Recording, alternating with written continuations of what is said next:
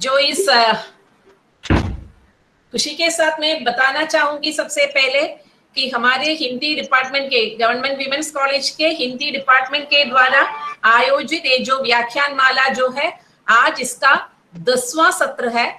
तो ये बहुत खुशी की बात है। मैं अपने प्रतिभागियों के साथ एक खुशी बांटना चाहूंगी हमारे डिपार्टमेंट के, और इसके संयोजिका जो शबाना हबीब और हमारे एचओडी डॉक्टर बिंदु वलसार जी को इसके लिए मैं तहे दिल से धन्यवाद भी देना चाहूंगी। आज इसका 10वां सत्र है, इसलिए सुबह जब प्राचार्य से मुलाकात हुई, उन्होंने कहा था वे आज आएंगे क्योंकि आप लोगों को शुभकामनाएं देना जरूरी है, क्योंकि आपने बिना किसी रुकावट के ये जो 10 सत्र जो पूरा करने वाला है और आगे भी आपने ये जो जारी रखने के लिए सोचा है, बहुत बड़ी बात है। तो मुझे लग रहा है कि वे जुड़ जाएंगे, उस समय हम देखेंगे। अभी तो हम हमारी व्याख्यान जो वक्ता जो आ गए हैं, तो इसलिए हम इसे शुरू करेंगे। और हमेशा की तरह मैं प्रतिभागियों से कहना चाहूंगी, सभी अपना अपना माइक म्यूट कर लीजिए, क्योंकि मुख्य वक्ता जब बोलेंगे तो बराबर हम सुन पाए। और उसमें जब जुड़ने की जो वेला जो है, तो जब लोग जुड़ जाएंगे तो अचानक उनके हाथ इसके प्रसन्न बटन में दब जा रहे हैं कि उसे भी जरा संभाल कर देखिएगा, क्योंकि उससे भी वक्तव्य जो स्क्रीन में जो रुकावट आ जाएगी। ये जो हमेशा की तरह में जो व्याख्यान में शुरुआत के तौर पर मैं बताना चाहूंगी। तो आज जो विषय हमने लिया है वो नया तो नहीं है, पुराना है, लेकिन हिंदी में काफी चर्चित हमने व्याख्यान के रूप में नहीं लिया है।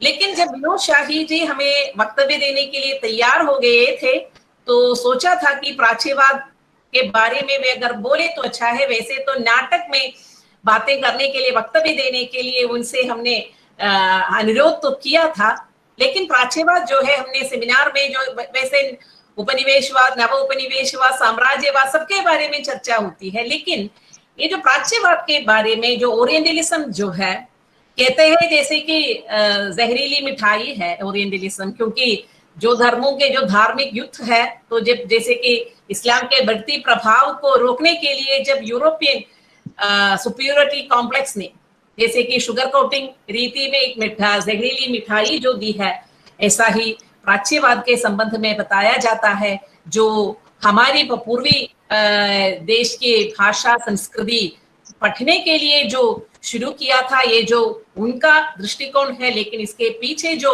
हिडन एजेंडा है वो कुछ दूसरा ही था, वो हम सब जानते हैं। लेकिन जैसे कि हमने 1978 में निकले एडवर्ड सैयद के बुक जो ओरिएंटलिज्म जो है, ये उनके पाखंड पर एक चाहता था, तो इसके बारे में भी हम वो जो पुस्तक के द्वारा हमारी चर्चा में वो भी आ गई थी।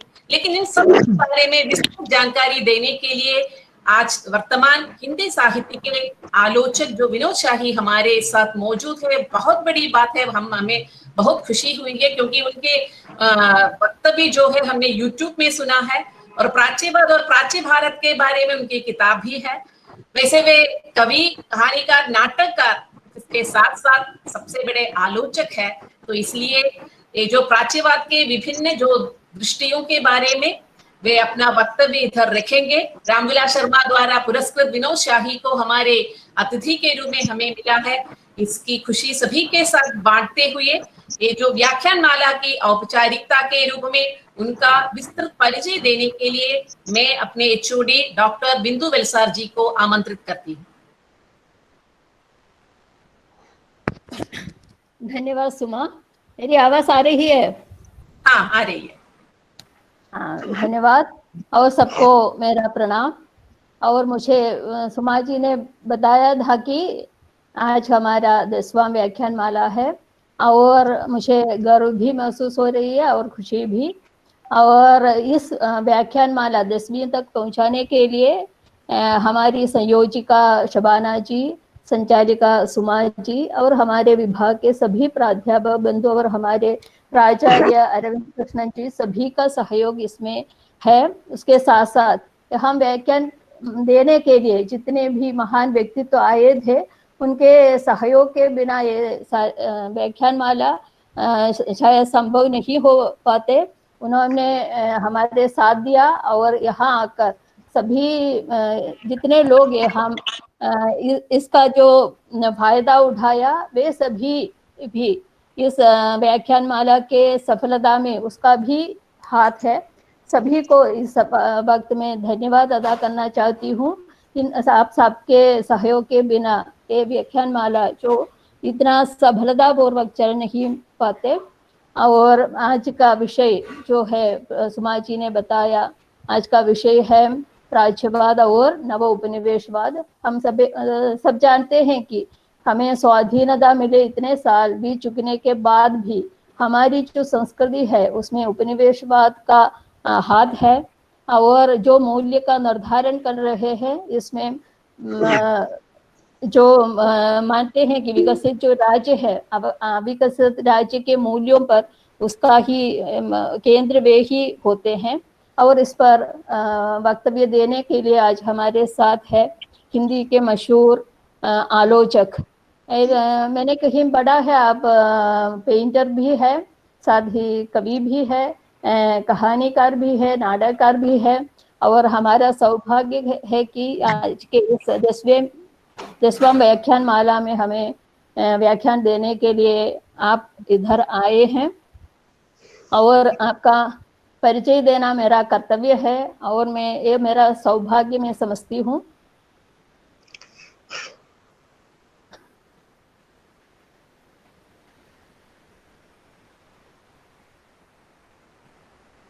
आप कई किताब लिख चुके हैं, आपको कई सम्मान भी प्राप्त हो चुके हैं और आपके कुछ रचनाओं का नाम मैं इधर पढ़ूंगी।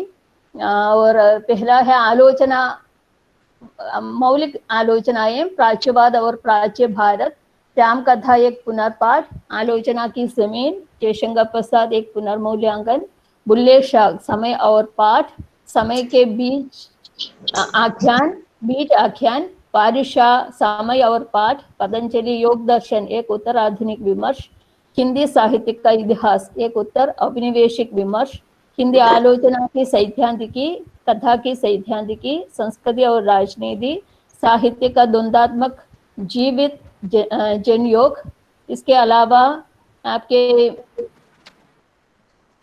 कविता संग्रह है नए आदमी का जन्म और कहानी संग्रह श्रावण कुमार की घोपड़ी, ब्लैकआउट, इतिहास चोर, अचानक अजनबी और नाटक है झूठ पुराण, एक हत्या की हत्या, वचन विरोध, सुनामी, जंगल घर। और आपकी रचनाओं में भी हम ये प्राच्यवाद और औपनिवेशवाद देख सकते हैं। मैं खुशी के साथ आपको व्याख्यान देने के लिए आमंत्रित करती हूँ। धन्यवाद। विनोद जी, हम शुरू करेंगे। जी धन्यवाद। बिंदु जी ने बहुत विस्तार से मेरा परिचय अभी आपके सामने रखा है। किताबों के नाम आपके सामने आए, लेकिन उन सबको एक तरफ रखते हुए मैं आप लोगों के साथ एक संवाद करना चाहता हूं, जिसके लिए मैं यहाँ पर आया हूँ। किताबों से परिचित होना एक अलग बात है, परंतु अगर हम किसी विषय को लेकर के उसके साथ एक गहरे संवाद की स्थिति में जा सकते हैं तो वही हमारी एक सफलता हो सकती है। तो धन्यवाद शबाना जी कि आपने मुझे आमंत्रित किया, और धन्यवाद अरविंद जी जिनके सौजन्य से ये व्याख्यान माला आगे बढ़ रही है। प्राच्यवाद और नव उपनिवेशवाद या उत्तर उपनिवेशवाद पर मुझे बोलना है। पहली बात जो मैं आपसे साझा करना चाहता हूं वो ये है कि इस समय भारत जिस स्थिति में है उस स्थिति को देखते हुए अगर हम यदि कोई पारिभाषिक शब्द खोजना चाहें प्राच्यवाद की निगाह से या उत्तर उपनिवेशवाद की निगाह से, तो उसके लिए एक शब्द दिया है। लीजा लाउ की एक किताब है जिसने दुनिया भर के अंदर एक खास प्रवृत्ति को देखा। वो प्रवृत्ति को देखते हुए उनका ये कहना था कि इस समय दुनिया नव या पुनर्प्राच्यवाद के दौर में प्रवेश कर गई है। अब ये एक नई बात है जिसकी ओर दुनिया का ध्यान अचानक खींचना शुरू हो गया। तो जिस समय मुझे कहा गया कि आप प्राच्यवाद पर बोलें, तो मेरी निगाह के अंदर ये बात थी कि भारत की मौजूदा स्थितियों को देखते हुए उसके विश्लेषण का थोड़ा मौका मुझे मिलेगा, क्योंकि प्राच्यवाद की स्थितियों से हम आज भी कहीं ना कहीं ग्रस्त हैं। उससे मुक्ति की बात तो बहुत दूर की है शायद। जिस तरह से उपनिवेशवाद, जिसको बस्तीवाद भी कहा अभी शबाना जी ने, जिस भी शब्द से आप परिचित हो वो शब्द ले लीजिए। आप इस शब्द से अच्छी तरह परिचित होंगे। जब अंग्रेज भारत में आते हैं तो भारत पर जिस समय उनका अधिकार हो जाता है, उसके बाद से भारत औपनिवेशिक दौर में प्रवेश कर जाता है। अगर ठीक से आप इतिहास को देखना चाहें कि इतिहास में कब ये घटना घटती है, तो बंगाल में, यानी बक्सर की लड़ाई के बाद के हालात आप देख लीजिए। 1764 से लेकर के धीरे धीरे अंग्रेज पूरे भारत के अंदर फैलते चले गए। भारत उपनिवेशवाद की गिरफ्त में आता चला गया और करते करते आखिरी जो उन्होंने प्रांत जीते हैं, यानी वो पंजाब की तरफ आए हैं, तो पंजाब तक आते आते उनको लगभग एक सदी हो गई। 1846 में जाकर के वो सिखों की फौजों को पराजित करते हैं और फिर वहां पर अपने शासन का जो विस्तार है वो पंजाब की तरफ और जिसको आजकल आप पाकिस्तान कहते हैं और सिंध की तरफ उधर को रुख हो जाता है। यानी एक इतना विशाल भारत जिसके ऊपर कब्जा करते करते अंग्रेजों को लगभग एक सदी बीत जाती है, और एक सदी का ही उसके बाद शासन बचता है ठीक से देखा जाए तो।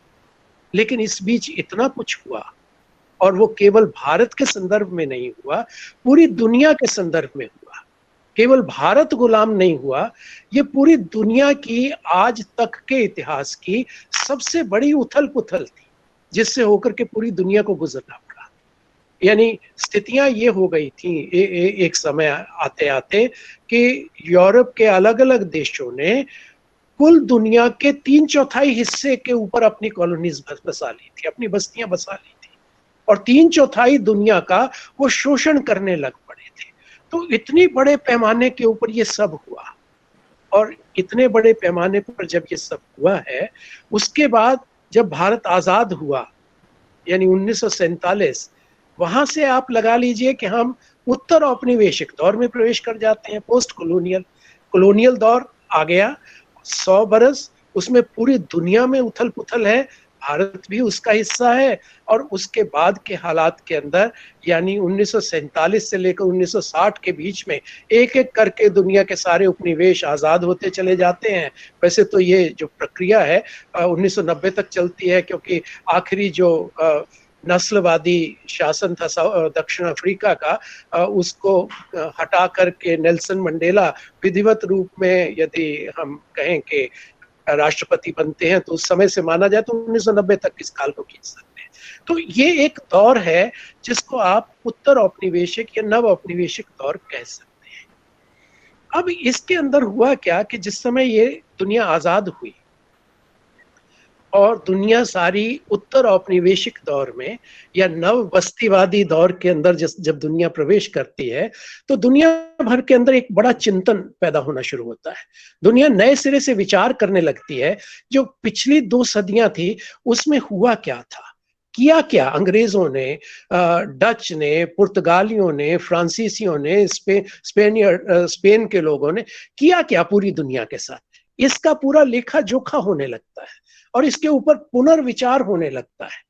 क्योंकि कहा तो ये गया कि जिस समय ये यूरोप के देश अपने पुनर्जागरण वहां पे हुआ था, यूरोप के अंदर पुनर्जागरण हुआ, वहां पे उनकी काफी वैज्ञानिक प्रगति हुई, जिसकी वजह से उनके पास मारक शक्ति बहुत आ गई थी। डायनामाइट उनको मिल गया और पूरी दुनिया के अंदर उसके ऊपर अधिकार करने के लिए उनको रास्ते यानी उन्होंने खोल लिए।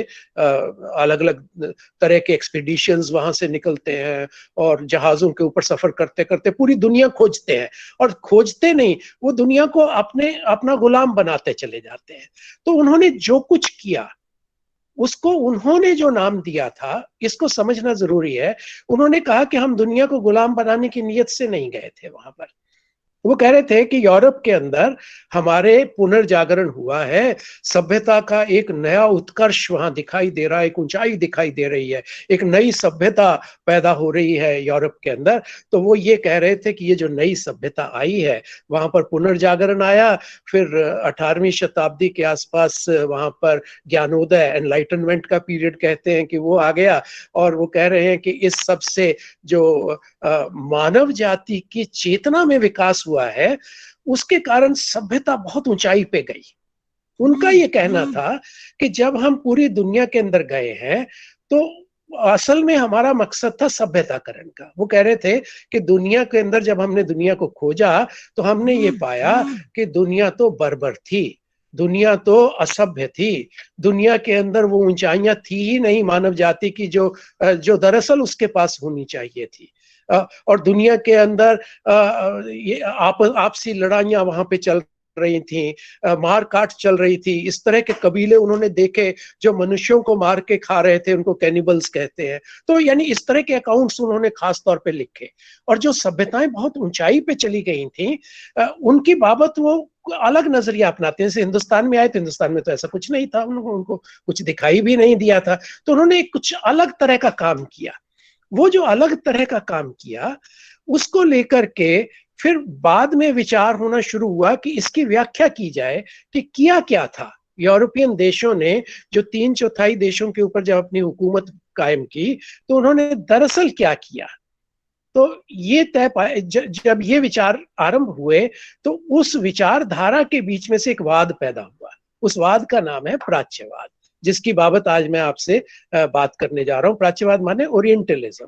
ओरिएंटलिज्म यानी ओरिएंट का मतलब होता है पूर्व, पूर्व के देश। असल में पूर्व के देश कौन से हैं?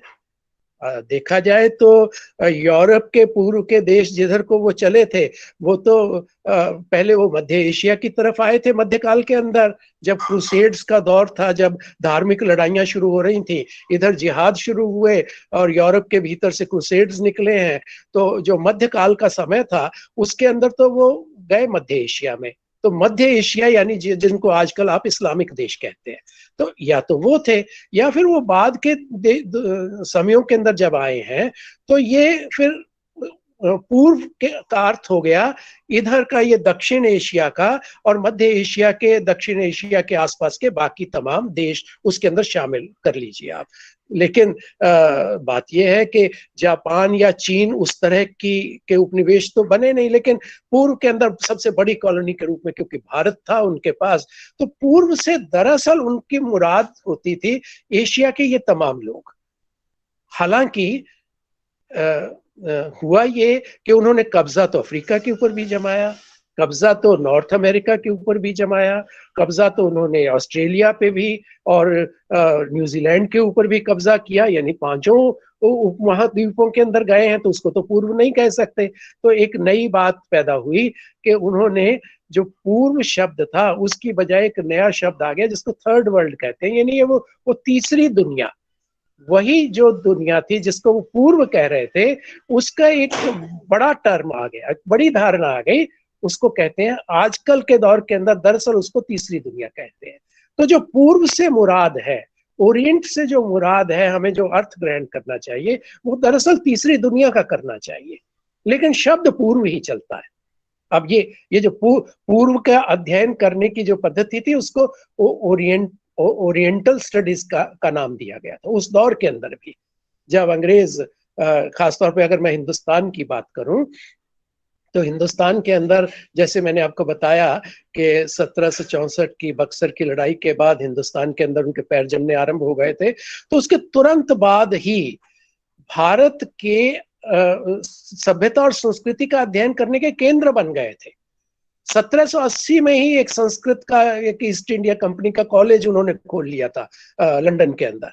भारत के अंदर कई तरह के केंद्र उन्होंने स्थापित करने आरंभ कर दिए थे वर्नाकुलर स्टडीज के लिए, जिसके अंदर वो भारतीय सभ्यता और संस्कृति का अध्ययन कर रहे थे। 1800 के अंदर तो उन्होंने बड़े व्यापक रूप में काम किया था। जब फोर्ट विलियम कॉलेज की स्थापना की कलकत्ता के अंदर, तो वो एक बड़ा काम था कि हम भारत की सभ्यता संस्कृति को समझेंगे। तो असल में ओरिएंट का क्या मतलब है, या ओरिएंटल स्टडीज का क्या मतलब है? ओरिएंटल स्टडीज का मतलब है वो देश जिनके ऊपर उन्होंने कब्जा कर लिया था, उन देशों की सभ्यता और संस्कृति का अध्ययन करना। तो ये ओरिएंटलिज्म है क्या? अगर केवल अध्ययन करना ही उसका मकसद था, तो फिर तो ये एक अच्छी बात थी कि पश्चिम के लोग संस्कृत का अध्ययन कर रहे हैं, वर्नाकुलर स्टडीज का के भीतर से चले आ रहे हैं, और एक आपसदारी उसमें से निकलनी चाहिए थी। लेकिन निकला क्या? निकला कुछ और ही था। तो जो कुछ और निकला था, जिसको अभी शबाना जी ने कहा कि एक हिडन एजेंडा था, उस हिडन एजेंडे को समझते हुए पश्चिम के अंदर जो तीसरी दुनिया के कुछ नए चिंतक जो वहां पे आजकल काम कर रहे थे, उनकी कुछ यूनिवर्सिटीज के अंदर, उन्होंने ये काम आरंभ किया। तो 1960 के आसपास ये पुनर्विचार आरंभ हुआ, और उस एक विमर्श पैदा होना शुरू हो गया कि पश्चिम ने पूर्व की संस्कृतियों को दरअसल किस रूप में देखा था और क्या किया था उनके साथ। तो उसके अंदर यानी बहुत सारे लोग हैं, एक अब्दुल हैं, एक ताहिबी तबीही नाम के शख्स थे, और इन तमाम लोगों ने 1960 के आसपास अध्ययन करने आरंभ कर दिए थे। लेकिन असल में जो वाद की शक्ल मिली इस विचारधारा को, वो मिली एडवर्ड सईद की किताब जो 1978 में प्रकाशित होती है। ये अमेरिका में पढ़ाते थे वहां पर, तो उनकी ये किताब ओरिएंटलिज्म के नाम से आई, और जब ये ओरिएंटलिज्म के नाम से आई तो ये विधिवतवाद के रूप में चल पड़ी चीज। ये है क्या? थोड़ा सा मैं इसके बारे में पहले आपको बता दूं, फिर इसकी व्याख्या करता हूं, थोड़ा विस्तार से इसके अंदर जाते हैं ताकि इसको ढंग से हम समझ सकें। एडवर्ड सईद ये कहते हैं कि पश्चिम ने कहा तो ये कि हमने इतिहास का निर्माण किया और पूरी दुनिया के अंदर एक इतिहास रच दिया, पर उन्होंने इतिहास रचा नहीं। इतिहास का अपने प्रयत्नों से उस ढंग से निर्माण नहीं किया, बल्कि उसको कंस्ट्रक्ट किया। अब ये कंस्ट्रक्ट शब्द समझ लीजिए, उसका निर्माण किया, एक ऐसा इतिहास खड़ा किया जो दरअसल था नहीं। वो इतिहास क्या था?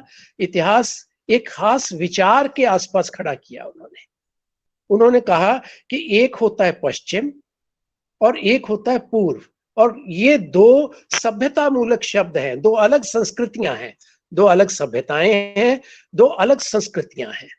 और जब वो ये कह रहे थे कि ये दो अलग सभ्यताएं और संस्कृतियां हैं, तो ये कह रहे थे कि अंग्रेजों ने खास तौर पे ये प्रचार किया कि पश्चिम के लोग जो हैं, जो पश्चिमी संस्कृति और सभ्यता के भीतर से पैदा हुए लोग हैं, वो तो दुनिया पे शासन करने के लिए पैदा ही होते हैं। उनका वो तो जन्म ही दुनिया पे शासन लेने के लिए करते हैं, और बाकी की जो तमाम दुनिया है, जो पूर्व की दुनिया है, वो शासित होने के लिए। तो उसको शासक और शासित के रूप में उन्होंने व्याख्यायित किया आरंभ से अंग्रेजों ने। उन्होंने कहा कि ये इसका कारण ये है कि पश्चिमी सभ्यता और संस्कृति जो है वो विचार को, रीजनिंग को, तर्क को, समझ को, जो गहरी समझ है जीवन के बारे में, उसको महत्व देती है, जबकि पूर्व की सभ्यता और संस्कृतियां इसके उलट भावना को महत्व देंगी, या इस तरह की बातों को जो अंतर्विरोध पूर्ण होती हैं, जिनकी कोई तार्किक परिणतियां नहीं होती, इस तरह की चीजों को वो महत्व देती हैं। और इसीलिए वहां पे भक्ति का प्रचलन होगा और तमाम चीजें होंगी। वो लोग भावुक होकर के निर्णय लेने वाले लोग होते हैं। वो लोग, ये भी कहा उन्होंने कि पश्चिम के लोग प्रैक्टिकल होते हैं और पूर्व के लोग आध्यात्मिक होकर के इस दुनिया से परे जाने की कोशिश करते हैं, इसलिए दुनिया से उनको कोई लेना देना नहीं होता। ये भी हुआ। अब पूर्व के लोगों ने जब ये कहा कि हम तो अध्यात्म में पश्चिम के मुकाबले बहुत बड़े थे, तो उसका तोड़ उन्होंने ये निकाला कि अध्यात्म क्या है, वो तो दूसरी दुनिया के अंदर ले जाने वाली बात है, कोई एब्स्ट्रैक्ट चीज है। तो उसको उन्होंने एब्स्ट्रैक्ट दर्शन कहा, और कहा कि हमसे सीखिए आप, अगर दुनिया को समझना है, दुनिया को सीखना और समझना तो प्रैक्टिकल लोगों के बस की बात है। तो एडवर्ड सईद ने ये उदाहरण दे करके, तर्क दे करके, इतिहास के भीतर से पृष्ठभूमियां निकाल के साबित किया कि अंग्रेजों ने, क्योंकि अंग्रेजों के पास ज्यादा बड़ी कॉलोनीज थी, और बाकी तमाम यूरोपियन देशों ने, जिन्होंने बाकी दुनिया पे कब्जा किया, उन्होंने इस तरह से जिन देशों को जीता उनकी सभ्यता और संस्कृतियों को हीन बताया, और उनको नष्ट करने के लिए, उनको एक इंफीरियरिटी कॉम्प्लेक्स में डालने के लिए ये प्रचार किया कि हम दुनिया को सभ्य बनाने के लिए पैदा हुए हैं, हम एक उच्चतर सभ्यता के लोग हैं, बड़ी सभ्यता के लोग हैं, हम ज्ञान विज्ञान लेकर के आए हैं, और हमसे अगर आप सीखेंगे तो ज्ञान विज्ञान का पूरी दुनिया में विकास होगा और मानव जाति एक अलग ऊंचाई के ऊपर, उसकी चेतना की ऊंचाई का कोई ठिकाना नहीं रहेगा। यानी ये बात लेकर के वो आए, और ये कहते हुए उन्होंने पूर्व के देशों की सभ्यता और संस्कृति को तोड़ना शुरू किया, नष्ट करना शुरू किया, और उसके साथ खिलवाड़ करने शुरू हुए। तो एडवर्ड सईद का जब ये सिद्धांत आया कि इन्होंने ये किया है, तब इसके ऊपर काफी खलबली मची। पश्चिम के अंदर काफी लोगों ने इसके ऊपर विचार किया, और बहुत सारे लोग इससे सहमत भी हुए कि वास्तव में पश्चिम ने किया तो यही था कि बाकी तमाम सभ्यता संस्कृतियों को नष्ट किया। अब नष्ट करने का भी मामला थोड़ा सा आप समझ लीजिए कि जिस समय ये यूरोप के देश बाकी दुनिया के अंदर फैलते हैं, उत्तर औपनिवेशिक दुनिया जो खड़ी होती है ना, औपनिवेशिक दुनिया जो खड़ी होती है, उसके अंदर उन्होंने पहले तो ये कोशिश की कि जहां पे वो जाते हैं वहां के लोगों को ही मार डालें, नेटिव्स का खात्मा कर दें किसी ढंग से, और उसके ऊपर कब्जा कर लें, और गोरों की एक सभ्यता संस्कृति की एक नई दुनिया बना लें। ये काम उन्होंने किया, वो इधर नहीं, हमारे यहाँ नहीं कर सके। ये काम नॉर्थ अमेरिका में, ऑस्ट्रेलिया में, न्यूजीलैंड में वो काफी हद तक करने में सफल हो गए। तो वो एक अलग तरह का मामला है, वहां पर सभ्यता और संस्कृति की उस ढंग की लड़ाई नहीं है। इसीलिए उनको किसी के ऊपर, जब नेटिव्स को मार ही दिया तो उनकी सभ्यता और संस्कृति के ऊपर फिर कब्जा क्या जमाना, फिर तो उनको नष्ट ही कर दिया, खत्म ही हो गई। और धीरे धीरे उनके जो खात्मे हैं, खात्मे होने से आखिरकार आजकल विचार ये चलता है कि हमने जिनको मारा था उनके पास भी कुछ तो काम का था, हमें बचा लेना चाहिए था। इसके ऊपर काफी किताबें आई, बल्कि साहित्य के लोग तो इसके ऊपर अक्सर लिखते हैं। उधर का एक लेखक है मार्क्वेज, उसका पीछे एक उपन्यास बहुत चर्चित हुआ, अगर उसको पढ़ने का कभी मौका मिले तो जरूर पढ़िएगा, 100 years ऑफ सॉलिट्यूड करके है। तो 100 साल का इतिहास है एक गांव का, जिसके अंदर वो गांव जिस समय ये औपनिवेशिक जो एजप्शंस हो रही थी और काबू किया जा रहा था अलग अलग गांवों को, तो वो 100 साल की लड़ाई है एक तरह की। बनाना प्लांटेशंस वो करते हैं, धीरे धीरे करते हुए वो एक परिवार, दूसरा परिवार, कई पीढ़ियां उसके अंदर आखिरकार नष्ट होती चली जाती हैं, और आखिर में उस परिवार के और उस गांव के केवल 2 लोग बचते हैं जो अकेलेपन के अंदर ही जीने के लिए अभिशप्त हैं। और ऐसा करके अंततः वो जो एक औपनिवेशिक जो साम्राज्य है वो नेटिव्स के खात्मा करते हुए अपना यानी अपनी हेजेमनी, अपना वर्चस्व कायम कर लेता है वहां पर। तो इस तरह की चीजें आज लिखी जा रही हैं, इससे पहले नहीं लिखी जा रही थी। इससे पहले किसी को ध्यान नहीं आया कि हम जिनको नष्ट कर रहे हैं उनके पास भी कुछ महत्वपूर्ण होगा। तो ये जो महत्वपूर्ण था उनके पास बहुत कुछ, और यूरोपियन देशों ने जिन देशों के ऊपर जीत हासिल की, उन देशों की सभ्यता संस्कृति को नष्ट करने का एक षड्यंत्र किया, और मानव जाति की कुछ बहुमूल्य विरासत को, बड़ी बहुमूल्य विरासत को नष्ट किया।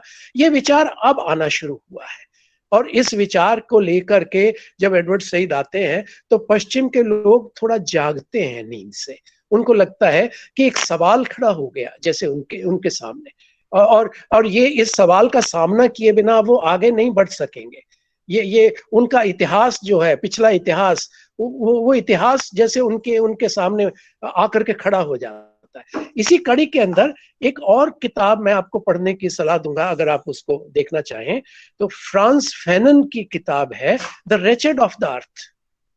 तो उसके अंदर रेचेड ऑफ द अर्थ, तो आप समझते होंगे इस धरती के बेचारे लोग, जिन देशों में फ्रांस ने, वो फ्रांस का आदमी है, फ्रांस का मनोविश्लेषक है, फ्रांस पे जिन उन्होंने अफ्रीका पे और उधर जो मध्य एशिया के कुछ देशों से होते हुए वो अफ्रीका की तरफ गए ना फ्रांस के लोग ज्यादा, तो उन देशों के अंदर लोगों की क्या स्थितियां थी, वो रेचेड किस तरह से हुए, उसके बारे में है। वहां पे वो ये कहता है कि बाकी देशों की जब तबाही ये यूरोपियन राष्ट्र कर रहे थे, तो अपने आप को सही सिद्ध करने के लिए उन्होंने क्या किया? उन्होंने एक तर्क गढ़ा। एक तो तर्क अभी मैंने आपको बताया एडवर्ड सईद ने दिया। एडवर्ड सईद ने कहा, उसने तो ये तर्क दिया कि वो लोग तो बर्बर होते हैं, असभ्य होते हैं, उनके पास ज्ञान विज्ञान की ऊंचाई नहीं होती, या वो एब्स्ट्रैक्ट होते हैं बहुत ज्यादा, और धार्मिक और आध्यात्मिक विषयों के अंदर ही उनकी रुचि होती है, दुनिया से कुछ लेना देना नहीं होता। तो इस तरह की सभ्यता संस्कृति पराजित होने के लिए ही, या दूसरों की गुलामी करने या भक्ति करने के लिए ही पैदा होती है। आज के दौर में भी आप देखें, भक्ति और भक्तों की बड़ी बात आजकल भी हो रही है। तो ये एक अंतर विरोध है जो हमारी सभ्यता संस्कृति के अंदर अंतर्निहित है, जिसका फायदा उन्होंने उठाया था अंग्रेजों ने। तो ये जो मामला है, एक तो ये तर्क था जो एडवर्ड सईद ने दिया कि इस तरह से नष्ट किया, इस तरह का प्रचार करके। दूसरा तर्क फ्रांस फैनन का है, जिसकी तरफ मैं इशारा कर रहा हूं। वो ये कह रहा है कि उनको नकारने के लिए, जो जिन लोगों पे उन्होंने काबू पाया, उन पे अत्याचार करने के लिए उन्होंने एक अलग टर्म निकाली थी। वो थी लुम्पेन की, कि जिन जिन देशों के ऊपर हम करते हैं वहां के लोग ढंग की लेबर भी नहीं है, वो काम भी नहीं करना चाहते, काम चोर होते हैं, या ड्रग एडिक्ट्स होते हैं, या अपराध करते हैं, या उससे बचने के लिए वो किसी की हत्या भी कर सकते हैं। यानी उसके इस तरह के लोग जो होते हैं, उसके लिए उन्होंने लुम्पेन शब्द निकाला। कहते हैं कि ये लोग तो अगर इनके ऊपर काबू ना किया जाए तो या तो ये काम करेंगे, गुलामी के अंदर काम करते हैं स्लेव्स की तरह, अगर नहीं करते हैं तो लुम्पेन हो जाते हैं, इसलिए इनको अधिकार नहीं, बराबर के अधिकार हम नहीं दे सकते। तो फ्रांस फैनन एक सवाल पूछता है वहां पे फ्रांस के लोगों से कि आपने धन तो बटोर लिया वहां जाकर के, उन लोगों को वहां पे गुलामों की तरह काम कराया, वहां के खदानों से हीरे निकाल निकाल के अपने देशों के अंदर जमा कर लिए, लेकिन वहां के लोगों के साथ क्या किया? वहां के लोगों को अगर लुम्पेन बनना पड़ा तो उसकी जिम्मेवारी किसकी है? उसने जब ये सवाल पूछा है तो इस सवाल का जवाब यानी पूरे पश्चिम के लिए एक तरह की शर्मसार करने वाली बात की तरह आया कि और जब ये रैचेट ऑफ द अर्थ के ऊपर एक फिल्म भी बनी थी, अगर मैं उसकी कहानी आपको सुनाऊं कि उसमें किस तरह से वो कॉलोनलाइजेशन हो रही है, किस तरह लोगों को मारा जा रहा है और उनको जानवरों की तरह बटोर बटोर के काम करवाया जा रहा है, और उसमें से कुछ लोग थोड़ा रिबेल करके अगर वो लुम्पेन जैसा व्यवहार कर रहे हैं और उनको फिर शूट किया जाता है। यानी इस तरह की फिल्म इस किताब के आधार के ऊपर जब बनी और वो दिखाई गई, तो उस हॉल के अंदर जहां पे ज्यादातर यूरोपियन ही बैठे हुए थे, पिन ड्रॉप साइलेंस थी। और जब ये फिल्म शॉर्ट फिल्म थी एक, जब ये शॉर्ट फिल्म खत्म हुई उसके बाद किसी के पास कहने को कोई शब्द नहीं था। 5 मिनट तक कोई व्यक्ति अपनी सीट से हिला नहीं, सिर झुका करके यूरोपियन बैठे रहे अपने इस अतीत के दृश्य को अपने सामने देखते हुए। और जब वो बाहर भी आते हैं तो मुंह छुपा करके निकलने की कोशिश कर रहे हैं। और उस सारा वो बयान वहां के क्रॉनिकल्स में, अखबारों के अंदर छपा है कि ये स्थितियां थी। तो इस तरह के तर्क दे दे करके पश्चिम ने बाकी दुनिया का, यानी कहा उन्होंने सभ्यताकरण, तो वहां के लोगों को लगता था कि हम तो पूरी दुनिया को सभ्य बनाने निकले, से कोई बात नहीं।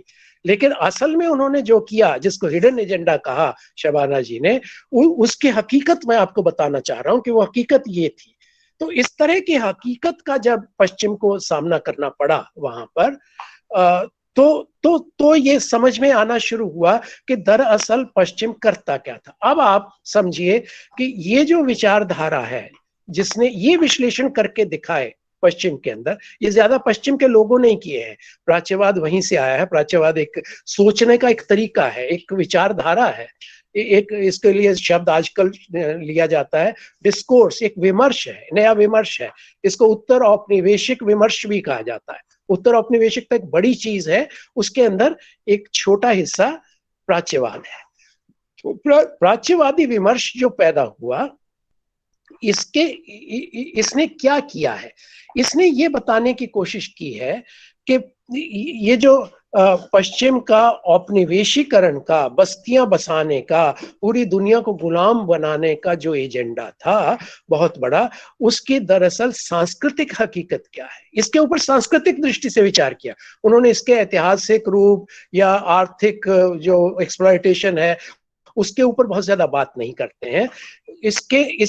उनका ध्यान इस बात पे है कि पश्चिम की सोच क्या थी, प्राच्यवाद माने सोच का वो तरीका, पश्चिम की सोच का वो तरीका जिसके माध्यम से वो सोचते हैं कि हम पश्चिम हैं, वो पूर्व हैं, हम विजेता हैं, वो पराजित हैं, हम सभ्य हैं, वो बर्बर हैं। ये जो सोच का तरीका है, इस सोच के तरीके को उसने कहा कि ये प्राच्यवादी सोच है, समझ है, इसको समझना पड़ेगा कि ये असल में है क्या। इसका सामना किए बिना हम अपने इस औपनिवेशिक इतिहास को ठीक से समझ नहीं पाएंगे कि हुआ क्या और अब भी क्या हो रहा है, इसको भी नहीं समझ पाएंगे। अब भी क्या हो रहा है कि का मतलब क्या है, आप ये देखिए कि 1947 में भारत आजाद हुआ, बाकी दुनिया भी पीछे पीछे करके आजाद हुई, आप ये भी। और जब ये उत्तर औपनिवेशिक दुनिया पैदा हो गई, तब ये विचार करना शुरू किया कि इस उत्तर औपनिवेशिक दुनिया में अब पश्चिम अपने अतीत का सामना कैसे करेगा। तब ये इजाजत दे दी गई कि इस तरह के विचार भी आने दिए जाएं। ये पश्चिम की इस समझ की दाद देनी चाहिए कि पश्चिम जब हालात बदलते हैं तो ऐसे विचारों का भी स्वागत करता है, जो विचार उसके लिए एक सिरदर्दी हो सकते हैं, लेकिन वो स्वागत करता है। स्वागत इसलिए करता है ताकि दुनिया को ये लगे कि उसकी सोच डेमोक्रेटिक है, उसकी सोच प्रजातांत्रिक है, और उस प्रजातांत्रिक होने की वजह से अपनी उदारता के प्रदर्शन को आज भी वो पूरी दुनिया में भुनाना चाहता है। इसलिए एक इजाजत दे दी जाती है कि इस तरह के विचारों को भी आने दिया जाए। अब जब ये विचार आते हैं तो बात यह है कि हमें ये समझना पड़ेगा कि ये विचार दरअसल क्यों आते हैं और इसका भविष्य क्या है, इसके माध्यम से वो करके क्या दिखाना चाहते हैं। तो इसका असल में मकसद ये है कि वो पूरी दुनिया के अंदर अब अपने उत्तर औपनिवेशिक एजेंडों के साथ आना चाहते हैं। उत्तर औपनिवेशिक एजेंडे क्या हैं? उत्तर औपनिवेशिक एजेंडे ये हैं कि अब बाकी दुनिया पे उस तरह का काबू नहीं पाया जा सकता जैसे उन्होंने पाया था। अब दुनिया के अंदर, जिसको नव उपनिवेशवाद कहा जाता है, अब दुनिया का नए तरीके का बस्तीकरण होगा। वो आर्थिक बस्तीकरण है। अब बाकी दुनिया को काबू में रखने के लिए और पश्चिम की सरदारी बनाए रखने के लिए जरूरी है कि पश्चिम की उदारता दुनिया के सामने रहे। और पश्चिम की जब उदारता की बात दुनिया के सामने आएगी तो उसके पीछे होगा ये कि वो ये कहेंगे कि हम देखिए आपके विचारों का सम्मान करते हैं। अब आपके विचार क्या हैं? आपके विचार ये हैं कि इस समय के हालात भी ऐसे हैं कि आपका गुजारा हमारे बिना नहीं होगा। यानी पश्चिम के पास अब भी एक तर्क है, अब भी वो दुनिया की सरदारी ही कर रहा है। जो टेक्नोलॉजी है, प्रौद्योगिकी है, और जिसको उच्च तकनीकी आप कहते हैं, हाई टेक है, अब भी उसकी सरदारी पश्चिम के पास है।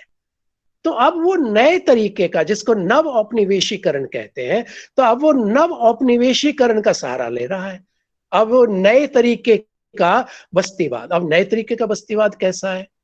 उसके लिए वो सूचना प्रौद्योगिकी का इस्तेमाल कर रहा है।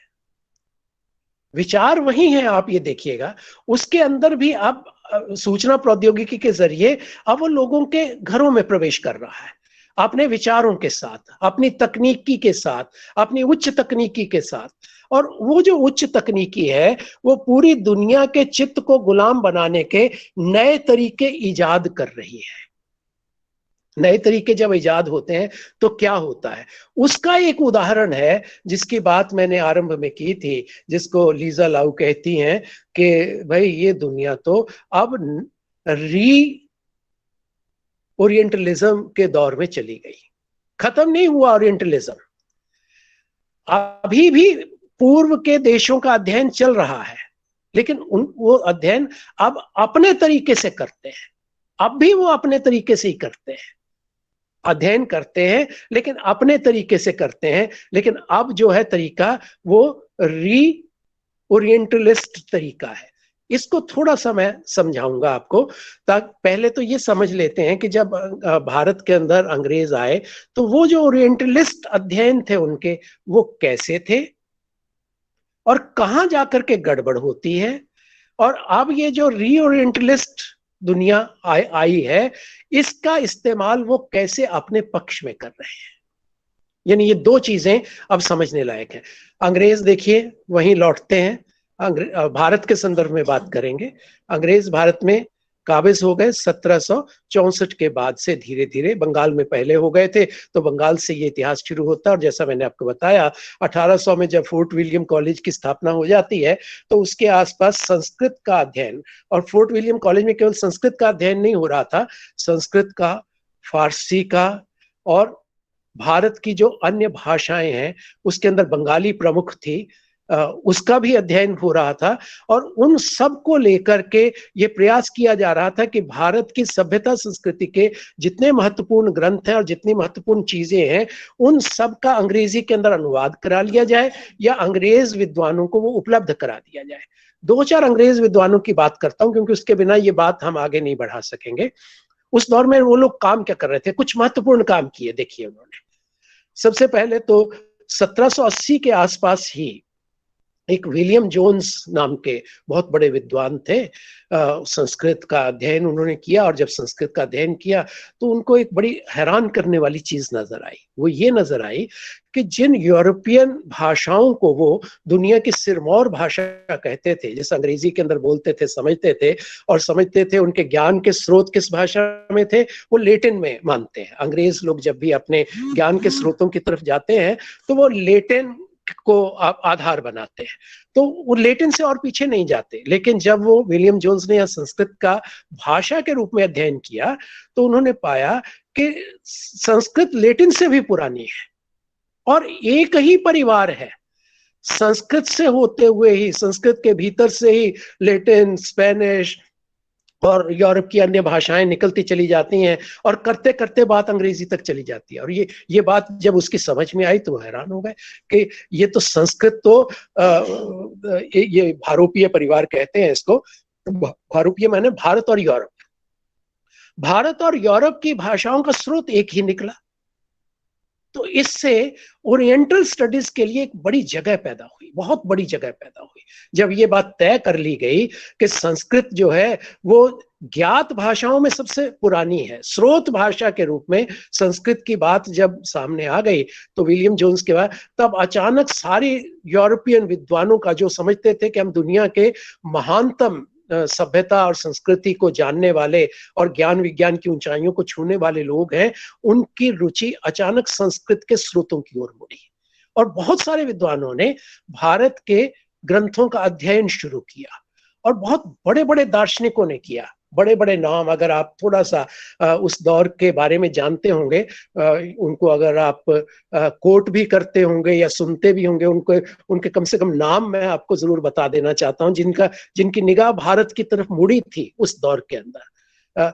कांट उसमें से एक थे, उसने लेकिन स्वीकार नहीं किया कि मैंने भारत के ग्रंथों का जो है वो अध्ययन किया है। लेकिन उसी कड़ी के अंदर आगे चल करके एक विद्वान आते हैं, उनका नाम है हीगल। हीगल की बात तो सारी दुनिया जानती है और बार बार उसकी चर्चा करते हैं हम लोग। हीगल ने 1820 के आसपास भारत के जो स्रोत ग्रंथ थे, खासतौर पे वेदांत का अध्ययन उसने कर दिया। उसने और बहुत सारे ग्रंथ जो अंग्रेजी में अनुवाद होकर के उस तक पहुंचे थे, तो 1822 से 1831 तक पूरे यूरोप में वो भारत के धर्मों के ऊपर या भारत के दर्शनों के ऊपर व्याख्यान देते हुए घूमता रहा। अब ये जो स्थिति थी, यानी हीगल से बड़ा दार्शनिक तो खोजना कठिन है। अगर पूरे पश्चिम के महानतम दार्शनिकों की सूची बनाई जाए तो हीगल और कार्ल मार्क्स हीगल को ही उल्टा करके जब अपना द्वंद्वात्मक भौतिकवादी दर्शन देते हैं तो पूरी दुनिया के रूपांतर की बात उसमें से निकलती है। लेकिन क्या सवाल ये है कि जब हीगल ने भारतीय संस्कृत के स्रोतों का और दर्शनों का अध्ययन किया था, तो क्या उसने स्वीकार किया कि मेरे ऊपर प्रभाव है या इसमें कुछ महत्वपूर्ण बात है? निश्चित रूप से उसने ये स्वीकार नहीं किया। उसने ये तो कहा कि इसमें बड़ी ऊंचाई है। ऊंचाई इसलिए, इस लिहाज से कि चेतना की मुक्ति कैसे होती है, जिस चेतना की मुक्ति की वो बार बार बात करता है, सार्वभौम चेतना की बात करता है हीगल। वो कहता है कि भारत के लोगों ने खोज लिया था उसको, खासतौर पे वेदांत के लोगों ने तो निश्चित रूप से खोज लिया था, इसको वो स्वीकार करता है।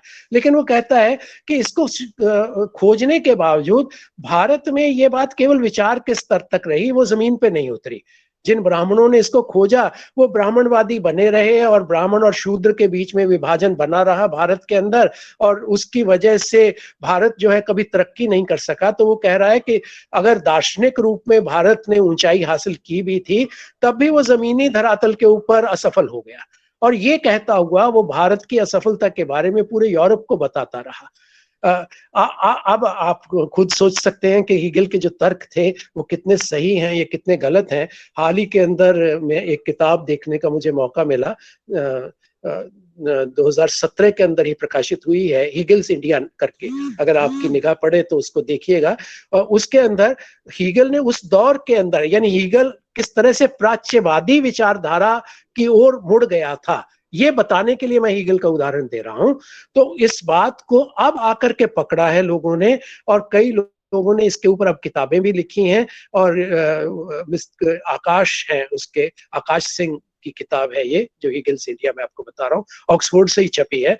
तो ये प्राच्यवादी अध्ययन अब इस तरफ आ रहे हैं कि वो अपने उन पुराने स्रोतों को की व्याख्या अंग्रेजों ने किस रूप में, भ्रामक रूप में की थी, ये बताने के लिए आज काम आरंभ हो गया है।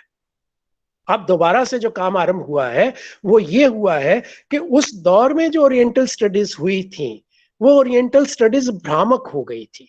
उनको ये तो समझ में आ गया था कि भारत के अंदर ज्ञान विज्ञान का कम से कम दार्शनिक धरातल के ऊपर स्तर बहुत ऊंचा था, स्वीकार नहीं करते थे वो लोग।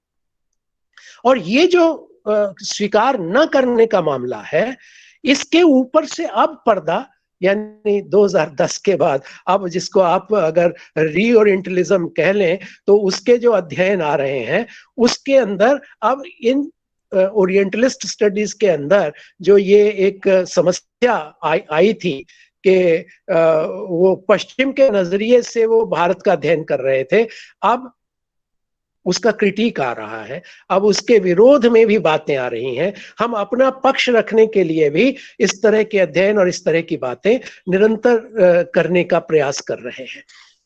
तो यानी ये एक उदाहरण मैंने दिया, लेकिन इस तरह के उदाहरण बहुत से हैं। वो यानी इतने बड़े नाम। एक दूसरा उदाहरण देता हूं, वो नाम शायद आपने सुना भी होगा।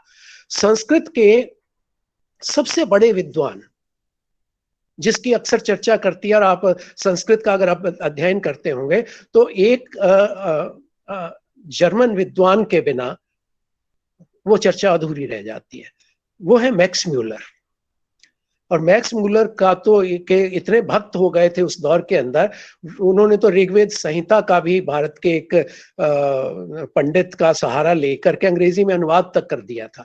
तो बड़ा काम करके दिखाया था मैक्स म्यूलर ने, और संस्कृत के बहुत सारे क्लासिक्स को अंग्रेजी के अंदर उपलब्ध कराया था। तो ये जो मैक्स म्यूलर का काम है, उसको देखते हुए विवेकानंद से मैक्स म्यूलर की मुलाकात जब हुई तो विवेकानंद ने उनको देवर्षि तक कह दिया था। और राम मोहन राय से भी वो परिचित थे, और राम मोहन राय ब्रह्म समाज से भी वो परिचित थे। तो मैक्स म्यूलर जो है बहुत गहराई के अंदर चले गए थे उस दौर के अंदर। तो लेकिन वही मैक्स म्यूलर जिन्होंने संस्कृत का इतना गहरा अध्ययन किया और अंग्रेजी के अंदर बहुत से अनुवाद पश्चिम के विद्वानों को उपलब्ध कराए हैं, वही मैक्स म्यूलर एक लॉर्ड कैंपबेल हैं, उनको लिखी हुई चिट्ठियां आजकल मिल रही हैं कि वो दरअसल क्या सोचते थे भारत के बारे में। उस चिट्ठी के अंदर उन्होंने लिखा है कि अंग्रेजों ने, यानी हमने, उन्होंने लिखा है कि हमने भारत पर एक बार विजय हासिल कर ली है, पर हमें अब भारत पर दूसरी बार एक और विजय हासिल करनी है। दूसरी विजय कौन सी? यानी सभ्यता संस्कृति मूलक विजय। और वो कहते हैं ये दूसरी विजय कैसे हासिल होगी? वो कह रहे हैं शिक्षा के माध्यम से। हम भारत को पश्चिमी तरीके की शिक्षा में दीक्षित करके भारत के ऊपर एक दूसरी विजय के अभियान को पूरा कर सकते हैं। यानी इतने बड़े बड़े विद्वान, आप ये देखिए, उनका मकसद ये नहीं है कि वो हमारे ओरिएंटल स्टडीज करते हुए, जिसको ओरिएंटलिज्म आज कहा जाता है, आरंभ में ओरिएंटल स्टडीज हुई, तो ओरिएंटल स्टडीज असल में उसका मकसद क्या था, जो हिडन एजेंडा था, वो आप अच्छी तरह समझ पा रहे होंगे कि हो क्या रहा था। हो ये रहा था कि वो लोग इसका सहारा लेकर के कोशिश ये कर रहे थे कि भारत को किस तरह से सांस्कृतिक रूप में, सभ्यता मूलक रूप में भारत पर विजय कैसे पाई जा सके। अब ये जो एक बड़ा एजेंडा है, और इसी पर काम करते हुए बाद में ये हम जानते ही हैं कि मैकाले थे, बाद में नहीं बल्कि उससे पहले ही मैकाले ने वो कर दिया था, 1835 में ही वो शिक्षा नीति ले आए थे कि भारत के अंदर अब संस्कृत का अध्ययन और फारसी के अध्ययन की कोई जरूरत नहीं है। जो लोग सिर्फ अंग्रेजी पढ़ेंगे उन्हें ही सरकारी नौकरियां मिलेंगी और उन्हीं का विकास हो सकेगा, उन्हीं का ही यूरोप के अंदर जो है प्रवेश भी संभव होगा, वो लोग विकास करेंगे और वो अंग्रेजों के साथ मिलकर के इस दुनिया के जो सभ्यताकरण के अभियान में शामिल होंगे। यानी ये इस मकसद से अंग्रेजी शिक्षा पद्धति तो लागू कर चुके थे वो पहले ही। यानी आप देखिए अंग्रेज कितनी तेजी से काम कर रहे थे। 1780 में अध्ययन शुरू करते हैं वो भारतीय सभ्यता संस्कृति के ग्रंथों का, 1820 तक लगभग ये काम वो पूरा कर लेते हैं और 1835 में ही वो शिक्षा नीति, अपनी अंग्रेजी शिक्षा नीति ले आते हैं और 1850 के आसपास उनको जो खत लिखे जाते हैं वो ये तय करना शुरू कर देते हैं कि अब भारत के अंदर सभ्यता संस्कृति मूलक विजय जो है हम हासिल करके ही रहेंगे। मोनियर विलियम्स जैसे आदमी, वो संस्कृत के भारी विद्वान, वो अध्ययन करने के बाद कह रहे हैं कि हिंदू जो है धर्म अब तो गिरावट का शिकार हो गए, वो वेदों से पीछे मुड़ गए। मैक्स म्यूलर से सब परिचित थे, तो Max Muller, Monier Williams, Macaulay, ये तमाम लोग कह रहे थे कि अब हिंदू धर्म तो गिरावट का शिकार है, अब इससे कोई उम्मीद नहीं करनी चाहिए, बड़ी जल्दी है इसका ईसाईकरण हो जाएगा, पूरे भारत का ईसाईकरण हो जाएगा और उसके माध्यम से दुनिया में एक नई तरह की सभ्यता संस्कृति के युग का आरंभ होगा। तो ये प्राच्यवादी अध्ययन जो है, अगर आप भारत के अब करना चाहें, जैसा कि मैंने मेरी किताब के बारे में अभी बताया गया था, तो मैंने प्राच्यवाद का, यानी प्राच्य भारत का, यानी प्राच्य भारत में क्या क्या घटनाएं घटी और प्राच्य भारत की प्राच्यवाद संबंधी जो धारणाएं हैं और उसके बारे में जो समझ बनी है, उसके ऊपर से भी हमें पर्दा उठाने की जरूरत है ताकि हम समझ पाए कि हमारे साथ हुआ क्या।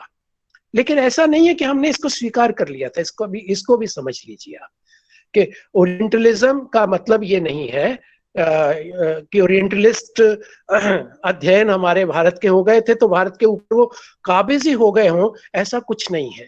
भारत में बहुत पहले से ये समझ आनी शुरू हो गई थी भारतीय लोगों को कि अंग्रेजों का वो हिडन एजेंडा क्या था, उनके ओरिएंटलिज्म के पीछे उनका मकसद क्या था। इसलिए वे भारत के बहुत से बड़े चिंतक अपने विचारों के साथ भी सामने आ रहे थे। ऐसा नहीं है कि उनकी बात ही सुन रहे थे। उनकी बात सुनने वाले लोगों में कौन थे? राम मोहन राय उनकी बात सुन रहे थे। वो कह रहे थे कि भारतीय सभ्यता संस्कृति का अध्ययन कर हिंदू कॉलेज बनाया उन्होंने। पहले वो फोर्ट विलियम कॉलेज के साथ भी जुड़े रहे, फिर बाद में जो कलकत्ता का प्रेसिडेंसी कॉलेज है वही हिंदू कॉलेज प्रेसिडेंसी कॉलेज बन गया। यानी शिक्षा के क्षेत्र के अंदर बहुत ऊंचाई, तो ब्रह्म समाज भी उन्होंने बनाया। लेकिन मानते वो यही थे कि भारतीय शिक्षा पद्धति के साथ साथ अंग्रेजी शिक्षा पद्धति की अनिवार्यता। यही बात दयानंद सरस्वती कह रहे थे कि अपने वेदों का अध्ययन करें लेकिन एंग्लो वैदिक तरीका चलेगा भारत में। इसलिए एंग्लो वैदिक कॉलेज खोले गए भारत में, जिनको दयानंद एंग्लो वैदिक यानी डीएवी कॉलेज की जो लंबा सिलसिला पूरे भारत में उसकी श्रृंखलाएं आपको नजर आएंगी।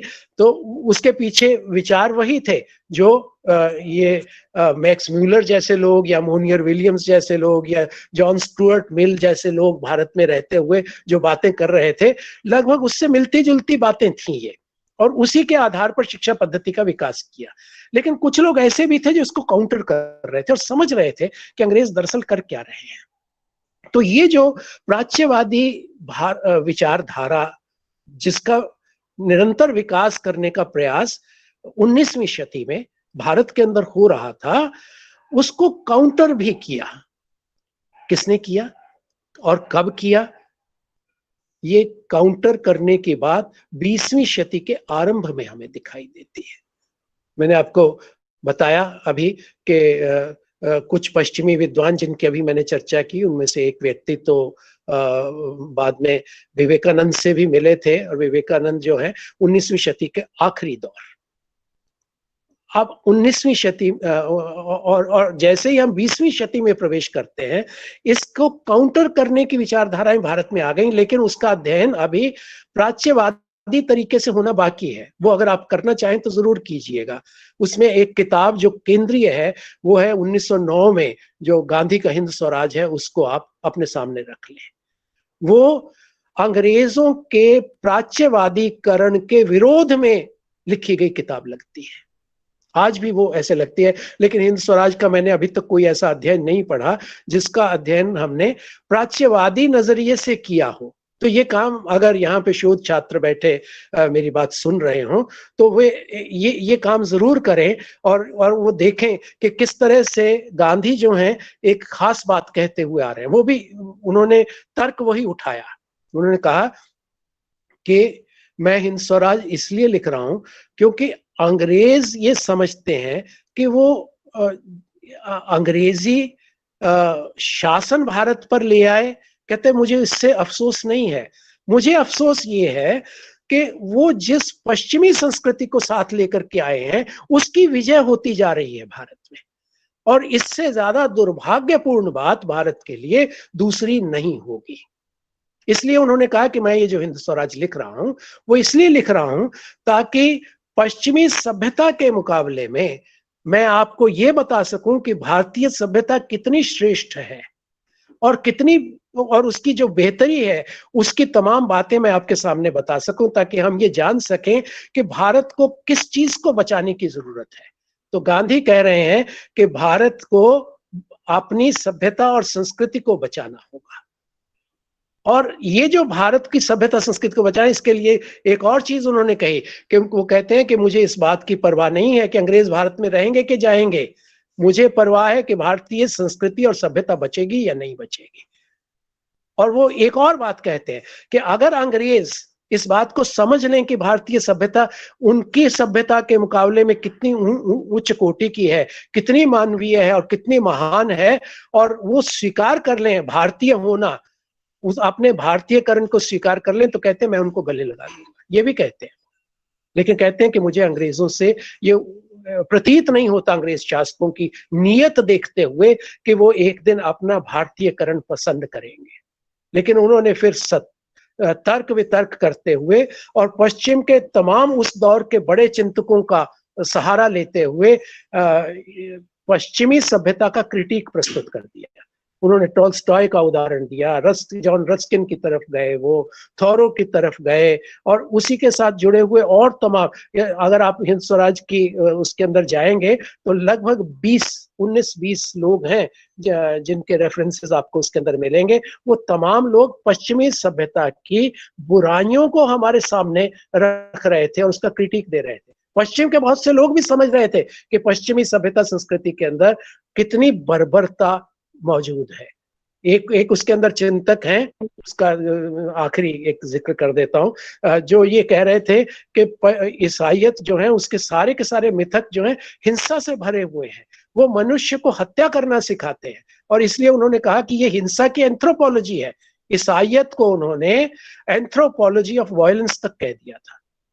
अब यानी उन सब का गांधी इस्तेमाल करते हैं और बताने की कोशिश करते हैं कि ये जो प्राच्यवादी एजेंडा है, प्राच्यवाद नहीं कहते, शब्द वहां पे नहीं आता है, लेकिन असल में वो कहना यही चाह रहे हैं कि अंग्रेजों की जो नीयत है कि वो पश्चिमी सभ्यता संस्कृति की विजय चाहते हैं भारत में, मैं वो कभी नहीं होने दूंगा, और मैं भारत की उस सभ्यता संस्कृति को बचाऊंगा जो मानवीय है और उनसे बेहतर है। अब आखिरी बात आपसे मैं करता हूं कि अगर इसमें से हम कुछ सीख ले सकते हैं अपने समय के लिए, वो ये है कि गांधी की, हमने स्वयं गांधी के समय के अंदर जो कुछ हुआ वो आप जानते हैं, लेकिन हम स्वयं इसके लिए दोषी हैं कि हमने गांधी की हत्या होते हुए देखी, और हमारे ही बीच से कुछ लोगों ने निकल करके उस गांधी की हत्या की, जो व्यक्ति ये कह रहा था कि पश्चिमी संस्कृति और सभ्यता के मुकाबले में भारतीय सभ्यता संस्कृति का कोई मुकाबला नहीं। वो अकेला आदमी है जिसको मैं समझता हूं कि वो डीकोलोनाइजेशन ही नहीं, प्राच्यवादीकरण के भी उलट है। डी ओरिएंटलिज्म कह लीजिए उसको, वो पश्चिमी तरीके के ओरिएंटलिस्ट सोच के विरोध में खड़ा हुआ व्यक्ति वो अकेला नजर आ रहा है पूरी इस इतिहास को देखते हुए। और जो रीओरिएंटलिज्म हो रहा है वो क्या हो रहा है, रीओरिएंटलिज्म के अंदर हो ये रहा है कि जो अंग्रेज चाहते थे जब भारत में आए थे, वो ये चाहते थे कि ओरिएंटल अध्ययन करें और भारत के लोगों को हम ये बताएं कि आप अतीत में महान थे, अपने अतीत का पुनरुत्थान करें और ये मान लें कि वर्तमान में आपकी दशा हीन हो गई है, इसलिए आप हमारी सरदारी मान लें, हमारा वर्चस्व हीगेमनी मान लें। ग्रामशी भी कहता है कि ये जो हीगेमनी है, जिसके पास पावर होती है, उसकी कल्चरल हीगेमनी तो उसकी चलती है। कहते हैं आज के दौर में हमारी मान लें, आपका पुराने समय का इतिहास हम मान लेते हैं। तो ये जो एक फार्मूला था उसके हिसाब से उसने यहाँ के लोगों को कम्युनल होने के लिए, सांप्रदायिक होने के लिए डिवाइड एंड रूल की पॉलिसी के तहत उत्साहित किया था। उसमें वो जो जितने लोग कम्युनल हुए वो इसी आधार पे हुए कि अतीत में हम महान थे, इस समय हम अंग्रेजों की मदद मांगते हैं कि हमारी जो हमारा वर्चस्व है उसको कायम किया जाए। हम मुसलमान का नहीं चलने देंगे, हिंदू का वर्चस्व होगा। मुसलमान कहते थे कि हम हिंदू का नहीं चलने देंगे, मुसलमान का वर्चस्व। और दोनों अंग्रेजों की मदद मांग रहे थे कि अंग्रेज हमारे पीछे खड़े हैं और ये इस बात को स्वीकार करते हैं कि अतीत में हम महान थे। तो ये जो रीओरिएंटलिज्म है, इसमें फिर से वही तत्व आ रहे हैं कि हम ये कह रहे हैं अतीत में हम महान थे, लेकिन वर्तमान में हम उस सभ्यता और संस्कृति के विकास के लिए कोई रास्ता नहीं खोज पा रहे हैं। आज भी उसका हम उसको उस ऊंचाई तक आज भी नहीं ले जा पा रहे हैं कि हम कह सकें कि पश्चिमी ज्ञान विज्ञान के मुकाबले में हम उससे आगे के चरण के अंदर प्रवेश करने लायक हैं। हमारे पास जमीन है, लेकिन उस जमीन को खोल करके खुले मन से उसके ऊपर आगे बढ़ने की जरूरत होगी। अगर हम वो कर पाएंगे तो ये जो प्राच्यवादी सोच है इससे निकलने के लिए हम भी रास्ता खोजेंगे और बाकी दुनिया के लिए भी कोई रास्ता खोल पाएंगे। मुझे लगता है कि काफी मैं विस्तार में चला गया और बहुत सारी चीजों को छोड़ा भी मैंने, लेकिन मैं फिलहाल अपने आप को इसलिए रोकता हूं कि हो सकता है कुछ छात्रों में या कुछ अध्यापकों के अंदर कुछ लोग होंगे जो कुछ प्रश्नों के साथ आए, तो मैं इस चर्चा को उन प्रश्नों के माध्यम से आगे बढ़ाने का प्रयास करूंगा। धन्यवाद। धन्यवाद सर। आपने बहुत ही विस्तार से सारगर्भित भाषण जो दिया है प्राच्यवाद के बारे में, लेकिन कुछ प्रश्न है आपसे पूछने के लिए शोधार्थियों की तरफ से और अध्यापकों की तरफ से। वो मुझे तो लगता है कि वो रीओरिएंटलिज्म जो आप कहते हैं उसे थोड़ा और विस्तार करना पड़ेगा। ये तो सही है कि आज हम अतीत में महान थे और वर्तमान में जो संस्कृति, हमारी संस्कृति को हम भूल रहे हैं, तो सही है। लेकिन वर्तमान संस्कृति की दुहाई, वर्तमान काल में जो संस्कृति की दुहाई करने वाले भी कुछ दिशाहीन हो गए हैं। ऐसे ही हम जैसे कि आपने जो वर्तमान भारत का जो हालत जो आपने बता दिया था, तो जो लोग संस्कृति की दुहाई कर रहे हैं वे भी कुछ दिशाहीन हो गए हैं। वो भी देशीयता और देश ये जो संस्कृति की बात करते हुए भी मुझे तो लग रहा है कि पश्चिमी संस्कृति की ओर ही मुखातिब है। और वैसे कि वो वहीं पर हमें वो दिशाहीनता के जो नजर आ रहे हैं कि जैसे कि प्राच्यवादियों ने हमारे जो संस्कृति जो है, जो महान थी शैक्षिक स्तर पर भी और दार्शनिक स्तर पर भी, उसे बाहर न लाने की कोशिश की। बाहर लाने की कोशिश उन्होंने नहीं किया था। ठीक तरह से हमारे जो चित्र जो है दुनिया के सामने प्रस्तुत भी नहीं किया था। तो उनके जो हिडन एजेंडा जो है, हमें वो जो धर्म का जो धार्मिक युद्ध जो है वो हमारे समझ में आ भी गया था। लेकिन जो आज वर्तमान हालत में जो रीओरिएंटलिज्म है, उसे किस तरह की दिशा चाहिए? क्योंकि आज जो भारत जो जिस मोड़ पर चल रहे हैं, यहाँ वहां तो हमारी जड़ें जो, जैसे कि हम कहते हैं कि हमारी सामाजिक संस्कृति है, वो तो हमें नष्ट होती जा रही है। तो वो रीओरिएंटलिज्म में जो दिशा चाहिए उस पर जरा प्रकाश डाल के आपका ये वक्तव्य समाप्त हो, तभी तो अच्छा रहेगा। बाकी उसके बाद में ये जो शोधार्थियों की तरफ से और अध्यापकों की तरफ से जो प्रश्न है मैं आपके सामने रखूं। धन्यवाद। आपने बहुत ज़रूरी सवाल पूछा है। इस सवाल की गहराई में मैं जानबूझ करके नहीं गया था, लेकिन इस पर अब आगे बढ़ने की कोशिश करते हैं। आप ये देखें, अगर वर्तमान के भारत को अपने सामने रखें तो इस समय का जो डिस्कोर्स है,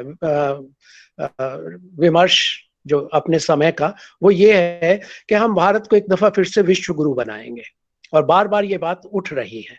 अब ये विश्व गुरु बनाने वाली बात क्या है कि अतीत में हम विश्व गुरु थे, हम फिर से विश्व गुरु बनाएंगे। अब ये केवल शब्द हैं। अगर अतीत में हम विश्व गुरु थे तो कोई नहीं बता रहा है कि कब हम विश्व गुरु थे। जो विश्व गुरु वाला कहने का जो हमारा चरण है, अगर उसकी ठीक से व्याख्या की जाए तो ये तो वो चरण है जिसके अंदर बौद्ध दार्शनिक यहाँ पर फल फूल रहे थे, और बौद्ध दार्शनिकों के भीतर से बहुत सी उनकी शाखाएं बहुत से दूसरे एशियाई देशों की ओर गई, और बहुत सारे एशियाई देश आज भी बौद्ध हैं। तो भारत की यानी दर्शन के भीतर से जो बौद्ध दर्शन वाली शाखा है, उसका इतना विकास हुआ कि वो विश्व के दूसरे लोगों के लिए अनुकरणीय हो गई, और नालंदा और तक्षशिला जो मूलतः बौद्ध शिक्षण के लिए प्रसिद्ध थे, वहां पर लोग आते थे और उसके बारे में अध्ययन करते थे।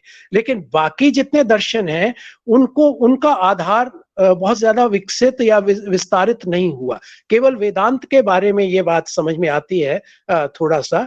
वो ये है कि जब मंसूर भारत में आए थे एक समय के लिए, तो उनकी चर्चा कुछ बहुत सारे वेदांतियों के साथ हुई थी, नाथ सिद्धों के साथ हुई थी। असल में वेदांत नहीं कहना चाहिए हमें, वेदांत की नाथ और सिद्ध की शाखा। अब नाथ और सिद्ध जो हैं वो भी बौद्ध हैं मूलतः, और या फिर शैव हैं। अब बौद्ध और शैव उनके साथ मिलकर के वो अनल हक वाला जो सिद्धांत फिर इस्लाम के अंदर गया, वो उसके पीछे खड़ा हुआ है।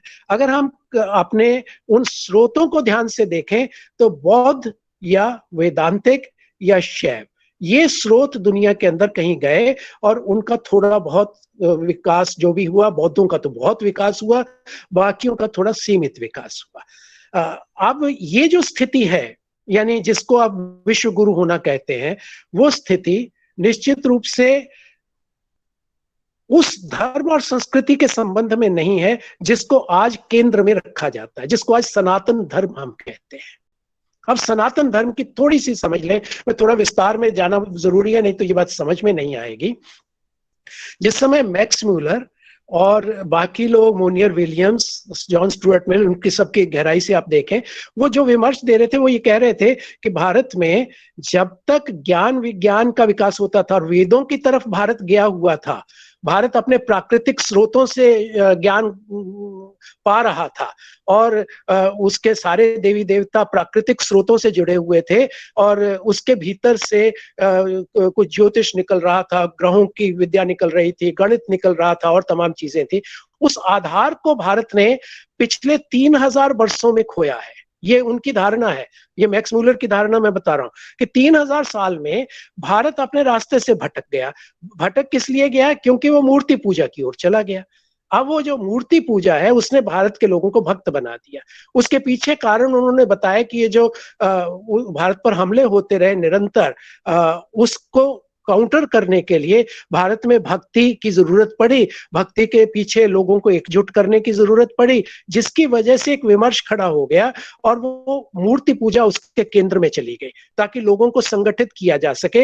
ये एक आसान मामला हो गया। तो भारत ज्ञान विज्ञान के रास्ते से हट गया और भक्ति के और मूर्ति पूजा वाले रास्ते पे चला गया। ये बात समझ में आई उस दौर के लोगों को। ये भी समझ लीजिए, ब्रह्म समाज उस समय पैदा हुआ था, प्रार्थना समाज पैदा हुआ, आर्य समाज पैदा हुआ, आत्मीय सभा पैदा हुई, मैं बहुत सारे नाम गिना सकता हूं। सबने मूर्ति पूजा का विरोध किया उस दौर के अंदर, और इसलिए किया क्योंकि सबको लग रहा था कि अगर पश्चिमी ज्ञान विज्ञान के बराबर हमें खड़े होना है तो हमें अपनी ज्ञान विज्ञान मूलक धारणाओं की तरफ और उस जमीन की तरफ वापसी करनी पड़ेगी, वेदों उपनिषदों में वापसी करनी पड़ेगी, हमें अपने दार्शनिक स्रोतों में वापसी करनी पड़ेगी। भक्ति और मूर्ति पूजा और इससे जुड़े हुए जो दूसरी तमाम चीजें हैं जिसकी जरूरत किसी समय भारत को पड़ी होगी, इसमें कोई संदेह नहीं है, लेकिन अब उससे काम चलने वाला नहीं है। ये बात तब के लोगों ने समझी थी, अब आप आज के समय में आ जाइए, आज के समय में क्या हो रहा है, इस पूरे इतिहास को समझे बिना हम फिर से विश्व गुरु होने की बात उठा रहे हैं। विश्व गुरु होने की बात जब हम उठाते हैं तो ओरिएंटलिस्ट तो हम हो गए, हम अपने प्राच्यवादी स्रोतों के अंदर जाने की बात तो कर रहे हैं, लेकिन किन स्रोतों में हमको जाना है? अगर हम कहते हैं हमें सनातन धर्म के स्रोतों में जाना है, तो हमें सनातन धर्म के स्रोतों की वैज्ञानिक तरीके से, तर्क संगत तरीके से पुनर्व्याख्या करनी पड़ेगी। और मैं इसके अंदर थोड़ी गहराई के अंदर उतरा, इस तरफ कोई नहीं जा रहा है, कोई बात नहीं कर रहा है, सब लोग केवल कुछ अवतारों की पूजा के संबंध में और मंदिर बनाने के संदर्भ में या और तमाम चीजों के संदर्भ में अपनी बात कर रहे हैं, और उसी को ही धर्म और संस्कृति और सभ्यता का पूरा दारोमदार उसी के ऊपर निर्धारित कर रहे हैं, जो बहुत गलत रास्ता अख्तियार कर लिया भारत ने, और उसकी वजह से भारत टूट भी रहा है। जैसा आपने कहा था कि उसके अंदर एक खास तरह का सांप्रदायिकरण भी इसी वजह से हुआ। लेकिन यदि हम अपने प्राकृतिक स्रोतों में जाते हैं तो क्या होगा? आप ये देखिए, जिसको 33 कोटि देवता कहते हैं, सनातन धर्म को ही ले लें, लेकिन उसके 33 कोटि देवताओं को ले लें। 33 कोटि माने 33 प्रकार के देवता, कोटि माने करोड़ नहीं है, 33 प्रकार के। याज्ञवल्क्य की आप सूची में चले जाएं, बृहदारण्यक में दी हुई है, 33 देवताओं का जिक्र है, जिसके अंदर वसु, आदित्य और रुद्र, 8 रुद्र हैं, वसु हैं, 11 वसु हैं, 12 आदित्य हैं, और दो देवता इनके, ये 33 देवता मिलते हैं। सारे के सारे प्रकृति से जुड़े हुए देवता हैं, और प्राकृतिक शक्तियों में वापसी करते हुए, प्रकृति पर आधारित अर्थतंत्र की बात करते हुए, यदि हम सनातन धर्म की कोई वैज्ञानिक पुनर्व्याख्या कर सकेंगे और एक ऐसा मॉडल ला सकेंगे अपने अर्थतंत्र का जो प्रकृति के विकास की ओर जाए। अब देखिए, पूरी दुनिया इस वक्त प्राकृतिक और पर्यावरणीय संकट से होकर के गुजर रही है। इस सब का मुकाबला उस पश्चिमी किस्म की पद्धति से नहीं होगा जो प्रकृति का शोषण दोहन कर रही है, नष्ट कर दिया प्रकृति को, मनुष्य का जीवन तक संकट में पड़ गया। उसका विकल्प अगर हम चाहें तो हम खोज सकते हैं अपने स्रोतों में जाके, लेकिन हमें प्रकृति केंद्रित अर्थतंत्र के विकास की बाबत सोचना पड़ेगा। गांधी ग्राम केंद्रित अर्थतंत्र तक गए थे, वो कह रहे थे कि प्रकृति में वापसी करें, ग्राम केंद्रित। अब ग्राम केंद्रित से भी हमें आगे जाना पड़ेगा।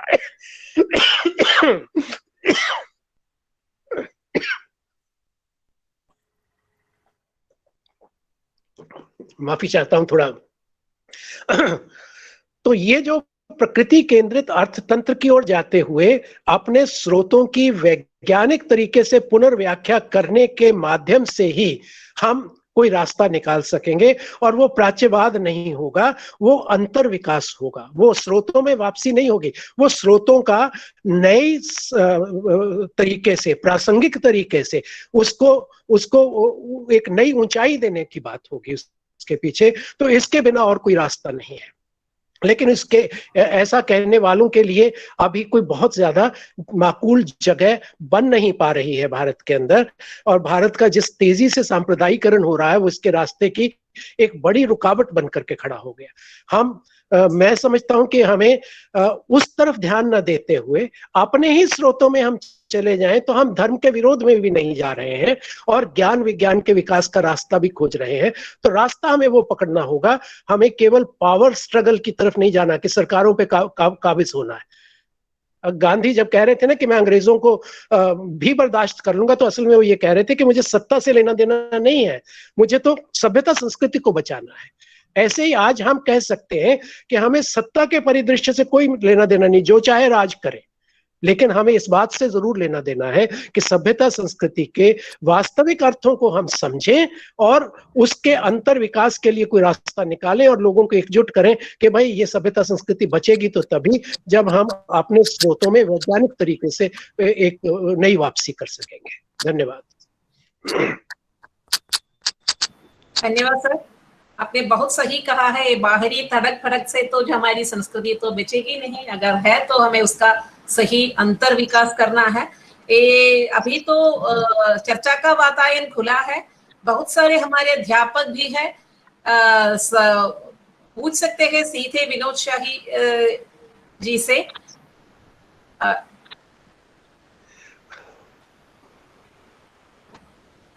कृष्ण जी, मैंने आपसे, आपके मुंह से ही ये जो प्राच्यवाद के बारे में काफी सुना था, एक सेमिनार में प्राच्यवाद और पाश्चात्यवाद के बारे में आपने काफी कुछ बताया था उस समय। कुछ जोड़ना चाहेंगे तो?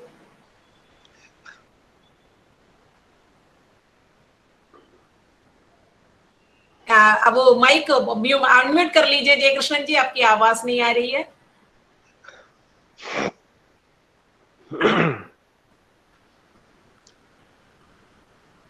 नहीं, अनम्यूट कर लीजिए, आपका अनम्यूट नहीं हुआ है। उसमें अनम्यूट नहीं हुआ, उसके माइक बटन में आप प्रेस कर लीजिए, अनम्यूट हो जाएगा वो।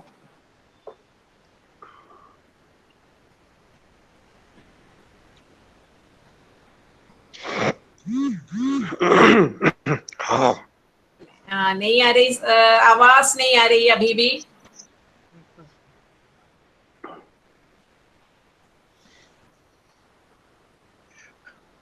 कृष्णन जी आप ट्राई कीजिए, आवाज नहीं आ रही थी आपकी, से हम अनम्यूट नहीं कर पाएंगे। आपके कमेंट बॉक्स में सर 2 प्रश्न आ गए थे, जो अर्जुन सिंह पनवर ने और वीणा प्रसाद ने, दोनों ने एक ही प्रश्न पूछा है। जो अतीत की संस्कृति का बखान तो सब करते हैं, लेकिन इसे बचाए रखने की अपनी तरफ से तो कोशिश नहीं कर रहे। जैसे कि ये जो ब्रेन ड्रेन जो विदेशों में जाने वाले जो बात भी है, और हमेशा हर बात के लिए ये जो पाश्चात्य दुनिया की ओर जाने वाले और उनकी तरफ मुखातिब करने वाले लोग हैं हमारे यहाँ, तो हमारी संस्कृति को बचाए रखने के लिए अपनी ओर से क्या करना है? आप ये देखिए कि जब भारत में पश्चिमी ढंग की शिक्षा पद्धति ही रहेगी और उच्च तकनीकी का ही प्रभुत्व पूरी दुनिया में रहेगा, तो इस समस्या से तो कोई निजात हो नहीं सकता। हमारे सामने रोजगार के अच्छे अवसर कहाँ पे हैं? वो पश्चिम में हैं। जो लोग ज्ञान विज्ञान के क्षेत्र में तरक्की करना चाहते हैं, R&D की फैसिलिटीज जिसको कहते हैं रिसर्च एंड डेवलपमेंट, वो फैसिलिटीज कहाँ पे हैं? जहाँ पे सरप्लस मनी है। अब फाइनेंस कैपिटल में सरप्लस जिनके पास है वो सारे विकसित देश हैं। अब ये जो स्थितियां हैं, इसको देखते हुए अगर किसी को अपने व्यक्तिगत विकास की फिक्र है, वो तो पश्चिम की ओर जाएगा ही, उसको रोका नहीं जा सकता है। लेकिन पश्चिम की ओर जाने का ये मतलब नहीं है कि हमारे इससे हमारी जिसको आप ब्रेन ड्रेन कहते हैं, तो हम खाली हो जाएंगे। कभी कुछ खाली नहीं होता है। और खास तौर पर स्थितियां ये हैं कि ये रास्ता सबके लिए खुला नहीं है। उच्च शिक्षा प्राप्त लोगों के लिए खुला है, तकनीकी शिक्षा प्राप्त लोगों के लिए खुला है, क्योंकि पद्धति ही वो है। लेकिन जो लोग भारत को एक विकल्प के रूप में देखना चाहते हैं, जिसको हम कहते हैं कि हम एक फिर से देशभक्ति की एक जो हमारी भाव उसके साथ जुड़ करके अगर हम देश के साथ खड़े होने की बात ही सोचते हो, और शायद यही मकसद है हमारे मित्र का जिन्होंने पूछा है कि अगर हम भारत के साथ ही जुड़े रहना चाहें तो हम क्या करें। ये तो वही मामला है जो आजादी की लड़ाई के दौर में हो रहा था। ये बहुत सा त्याग मांगता है, बहुत सा समर्पण और निष्ठा मांगता है, और ये भी मांगता है कि हमें सत्ता से भी कुछ लेना देना नहीं है। आपने देखा होगा कि जिस दौर के अंदर आजादी की लड़ाई लड़ी जा रही थी, तो बहुत से लोग गांवों की तरफ गए, लोगों को एजुकेट करने की तरफ गए, और इस तरह के यानी ग्राम केंद्रित अर्थव्यवस्था के विकास के लिए जब गांधी प्रयत्न कर रहे थे या भूदान आंदोलन में विनोबा कर रहे थे, तो वो अपने तरीके का समर्पण था उस दौर के लोगों का। लेकिन अगर हम आज प्रकृति केंद्रित अर्थव्यवस्था के विकास की बाबत सोचते हैं और उसको एक दिशा देना चाहते हैं, तो हम जंगलों को बचाने के आंदोलनों से फिर से जुड़ेंगे, जिससे मेधा पाटेकर जैसे लोग और दूसरे तमाम लोग हैं, वो एक रास्ता हमारे सामने खुला है। हम जमीनों को बचाने वाली जो लोग हैं, जो उसके लिए तरह तरह के संघर्ष कर रहे हैं और चाहते हैं कि हमारे पारंपरिक उद्योग धंधे भी बचे भी रहें और उनको एक नई मार्केट भी मिले, तो उसके लिए हम प्रयास कर सकते हैं कि उसके लिए नई मार्केट्स कैसे निकालेंगे। अब उद्योग धंधे तो यानी कुटीर उद्योग, और उसके लिए कोई बहुत जगह तो नहीं बची है, लेकिन फिर भी पूरी दुनिया के अंदर इस तरह की चीजों के लिए एक बची है, लोग खुद काम अलग अलग संस्कृतियों के भीतर, उसके प्रतीकों के भीतर से कुछ अलग तरह की चीजें, अद्वितीय चीजें बनाते हैं, जिसको एक्सोटिक महत्व की चीजें कहते हैं। अब उन तमाम चीजों का सहारा लेकर के हमें दुनिया की मार्केट्स में नए अवसर खोजने की जरूरत होगी कि हम अपनी के आधार पर अन्य के उत्पादनों के या परंपरागत उत्पादों के लिए कैसे रास्ते बनाएंगे और कैसे नए बाजार खोजेंगे और खोल सकेंगे। इसके लिए बहुत समर्पित युवाओं की जरूरत होगी और जो इस सारी बात को समझते हो और ये समझते हो कि हमें प्रकृति को बचाते हुए पूरी मानव जाति के अंदर एक विमर्श खड़ा करना है कि कैसे हम प्रकृति केंद्रित नए उत्पादों के दौर की शुरुआत करेंगे। मैं एक उदाहरण देता हूँ आपको। जिस समय गांधी हमारे यहाँ हस्तकरघा उद्योग को वापस लाने की बात कर रहे थे, तो वो अकेले नहीं थे। उस समय इंग्लैंड के अंदर भी एक बड़े विचारक थे, उनका नाम अब एकदम से याद नहीं आ रहा है, और उन्होंने एक मूवमेंट खड़ी की, उसको हस्तकरघा मूवमेंट ही कहते हैं। और उन्होंने ईसाइयत में भी एक नई मूवमेंट खड़ी की। उन्होंने गाँव में जाकर के एक चर्च खोल लिया और कहा कि गाँव के लोग यहीं पर आकर के अपनी पूजा पाठ करेंगे और यहीं की जो लोकल पद्धतियां उसके हिसाब से करेंगे और बाइबल की व्याख्या भी हम प्रकृति केंद्रित रूप में करेंगे और जो हाथ का बना हुआ काम है उसके लिए हम नए बाजार खोलेंगे। उन्होंने अपने बाजार खोल दिए, गांवों को संगठित किया, सबर्ब्स को संगठित किया और लगातार वो काम करने की ओर आगे गए। क्रिस्टोफर नाम था, जहां तक ये याद आ रहा है मुझे, तो अभी याद आ जाएगा। तो ये हिंद स्वराज के अंदर उनका रेफरेंस दिया हुआ है, वहां से देख सकते हैं। तो इस तरह के समर्पित लोग हर युग में हुए हैं और हर स्थिति के अंदर हुए हैं। एक रास्ता तो सीधा है कि हमें नौकरी चाहिए, नौकरी जहां है हम उच्च शिक्षा पाएं अपने देश के अंदर, नौकरी के लिए दूसरे देशों की ओर जाए। एक रास्ता तो ये सुविधाजनक रास्ता है। दूसरा रास्ता उन लोगों का है जो अपने देश को वाकई प्यार करते हैं और पूरी मानव जाति को प्यार करते हैं और चाहते हैं एक प्रकृति केंद्रित अर्थतंत्र का विकास हो और उसके लिए रास्ता बनाया जाए। तो वो कैसे होगा, काम कठिन है, क्योंकि हमारी अपनी सत्ता भी इसकी ओर बिल्कुल नहीं देख रही है। हमारे अपने शासक भी उपेक्षा से देख रहे हैं। तो लोगों को ही संगठित होकर के अपना काम करना पड़ेगा। तो क्या हम भारत को एक नया भारत बनाने के लिए जमीनी स्तर पर कुछ करने के लिए आगे निकल सकेंगे या नहीं निकल सकेंगे? इसके अलावा मैं कोई रास्ता नहीं देखता। सत्ता से मुझे कोई उम्मीद नहीं है। धन्यवाद सर। और कोई प्रश्न है किसी के पास?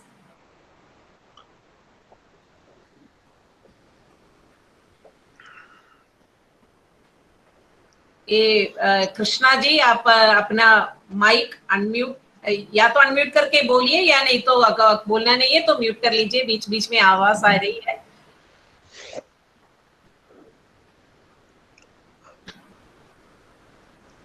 सर एक और बात भी है सर, ये प्राच्यवादियों ने जो जैसे कि ओरिएंटलिस्ट जो है पूर्वी देश के लोगों की जो संस्कृति जो है उसे ठीक तरह से प्रस्तुत नहीं किया था, जैसे जो सांस्कृतिक संपन्नता जो है वहां प्रस्तुत नहीं किया था। लेकिन हमारे भारतीय साहित्य की ओर देख लीजिएगा, साहित्य की जो भी नए नए जो प्रवृत्तियां जो है उन सबके लिए हम एक ऐसी एक परंपरा हमारे सामने है कि हम पाश्चात्य साहित्य की ओर देखते रहे हैं। वहां जो कुछ भी हो रहा है उसे हम अपनाते हैं।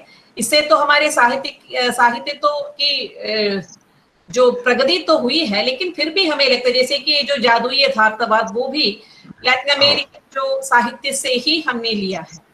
और ये सामाजिक रूप से और साहित्यिक रूप से भी हमने जो परिष्कार के लिए हम अभी भी पाश्चात्य देशों की तरफ अभी भी मुखातिब है। तो इस पर या हमारे जो कंट्रीब्यूशन हम देने के साथ साथ हमें उन तो वहां पर इस दृष्टि से आपके वक्त जी, आपने बिल्कुल सही जगह इशारा किया। जब अंग्रेज भारत में आते हैं तो हमारे यहाँ जो साहित्य का परिदृश्य है उसको लेकर के थोड़ा समझ लें तो आपकी बात को मैं थोड़ा सा विस्तार से, ज्यादा नहीं थोड़ा विस्तार से, जो पहला हिंदी साहित्य का इतिहास लिखा गया वो गारसा दत्तासी ने लिखा था। और वो जो जमाना था, यानी उस दौर के अंदर तो कोई साहित्य इतिहास लिखने की बाबत सोच भी नहीं सकता था कि हमारे यहाँ कौन लोग हैं।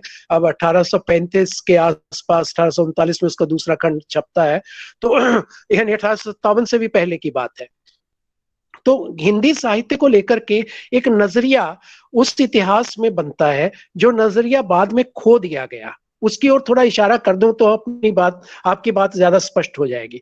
उस किताब के अंदर जो गारसा दतासी का इतिहास है उसमें 748 कवियों की बात की गई है, जिसमें से केवल 72 कवि हिंदी के हैं, बाकी उर्दू के हैं, और उसको वो हिंदी साहित्य का इतिहास कह रहा है। वो मूलतः हिंदी और हिंदुस्तानी का इतिहास, कोई भाषागत विभाजन उस दौर के अंदर हुआ नहीं था।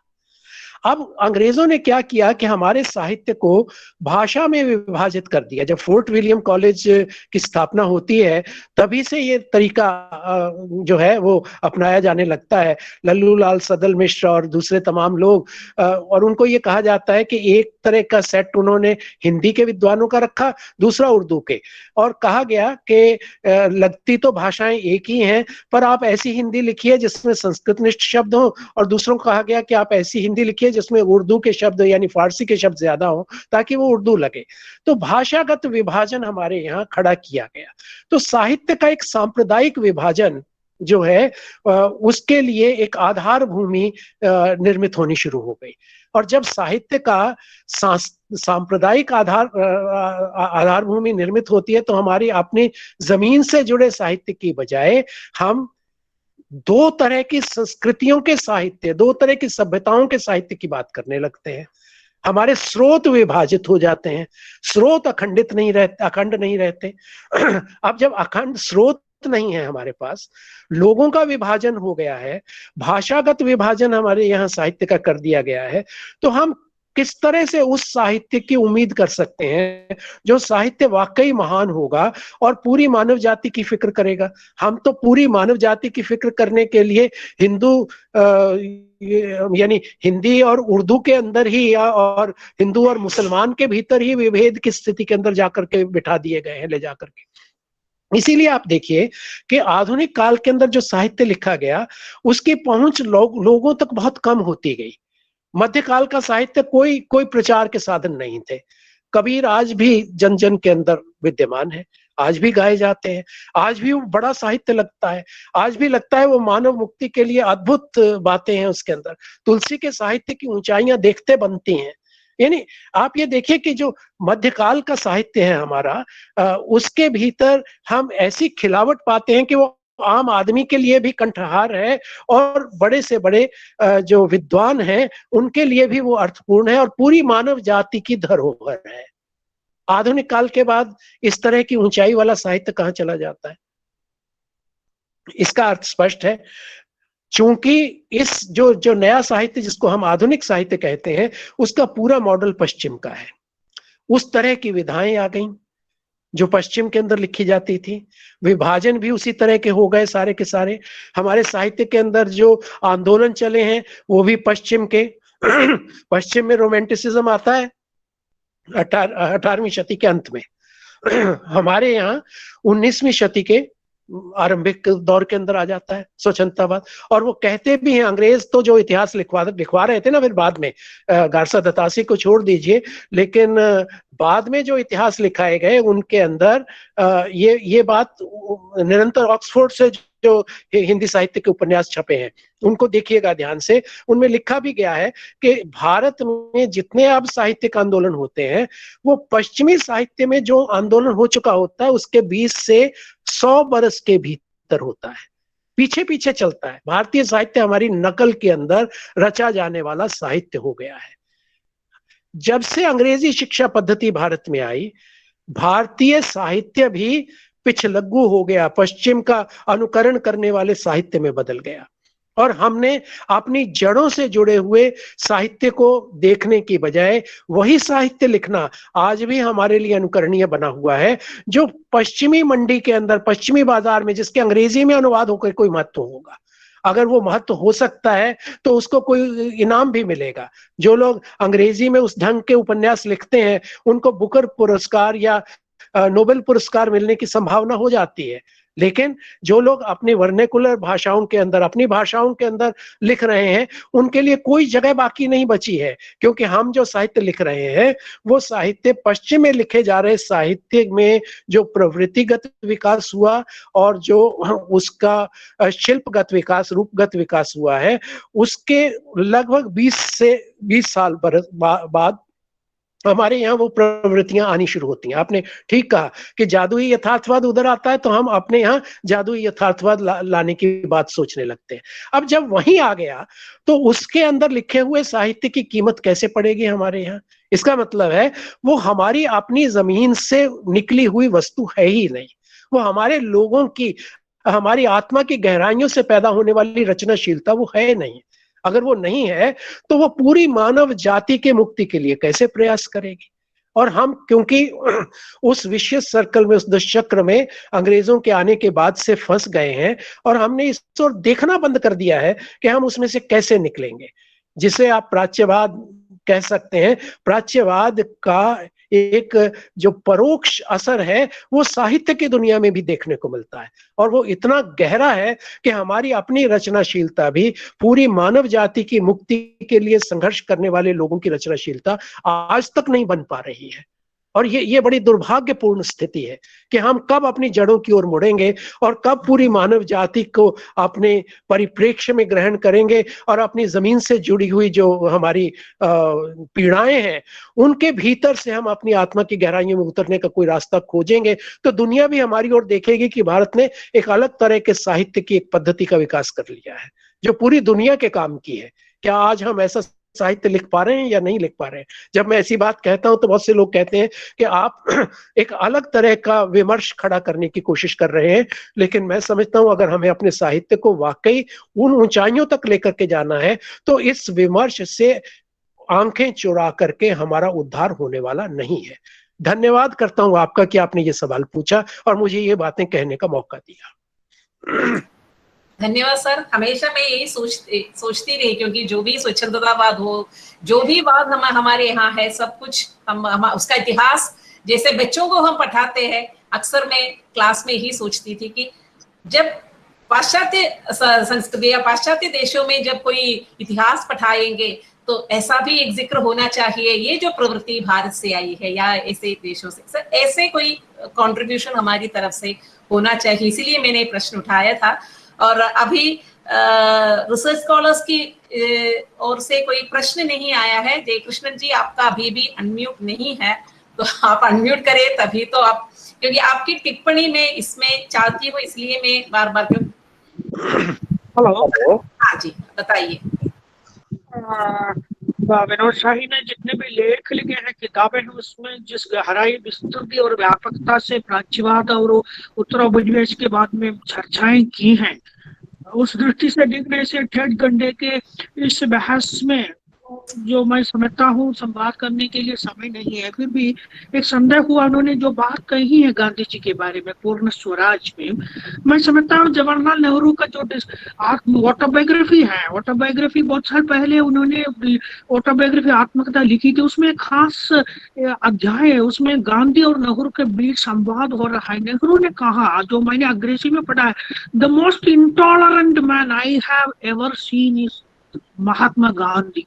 इसका बात गहराई में यह है, विकास जो है, विकास के बारे में, डेवलपमेंट के बारे में पश्चिम के दृष्टिकोण से जिस ढंग से विकास करना नेहरू चाहते हैं, मॉडर्न वे ऑफ लाइफ, आधुनिकता के रूप में, महात्मा गांधी जो गांधी जी को पूर्ण स्वराज में मैं कहना चाहता हूं कि non modern way of life, जहां मैं कोट करके कहना चाहता हूँ non modern way of life, उसके सिद्धांतों में एक सिद्धांत था आस्वाद, अर्थात इंद्रिय रूप में जो भोग करने की जरूरत है, एक एक को छोड़कर जो सनातन परंपरा, सन्यासियों की परंपरा है, आस्वाद वो कहते हैं। तो उस प्रकार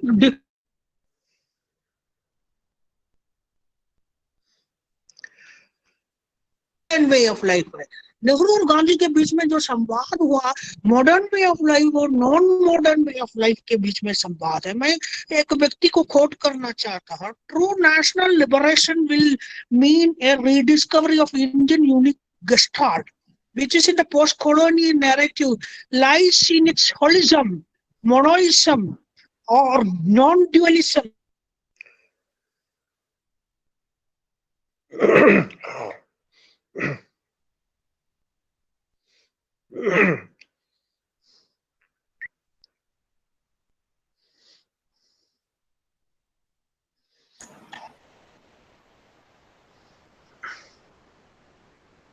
मुझे लग रहा है कि हो गया है इनका।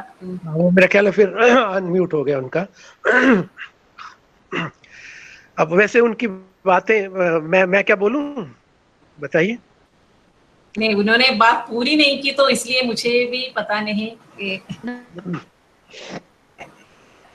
उन्होंने सामने रखे, लेकिन बात पूरा नहीं हो पाया शायद। जी कृष्ण, पूरा नहीं हो पाया ना, वो बीच में हो गई, लेकिन वो बात बड़ी महत्वपूर्ण कह रहे हैं। हाँ हाँ उठाया जाता है औद्योगिक जीवन के पोस्टमॉडर्न जो जीवन है, पोस्ट ट्रूथ के इस युग में जिस प्रकार औद्योगिक चीजों का जो निर्माण और वितरण होता रहता है, आइंद्रिक जीवन में मनुष्य इतना बौद्धिक रूप में लीन हो जाता है। तो in non modern way of life जो कहते हैं गांधी जी का, उस पूर्ण स्वराज में उन्होंने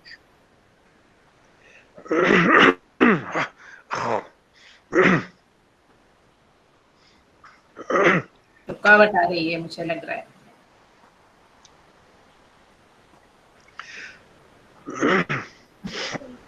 बीच बीच में कट जाता है। हाँ हाँ, कट जाते हैं। जय कृष्ण।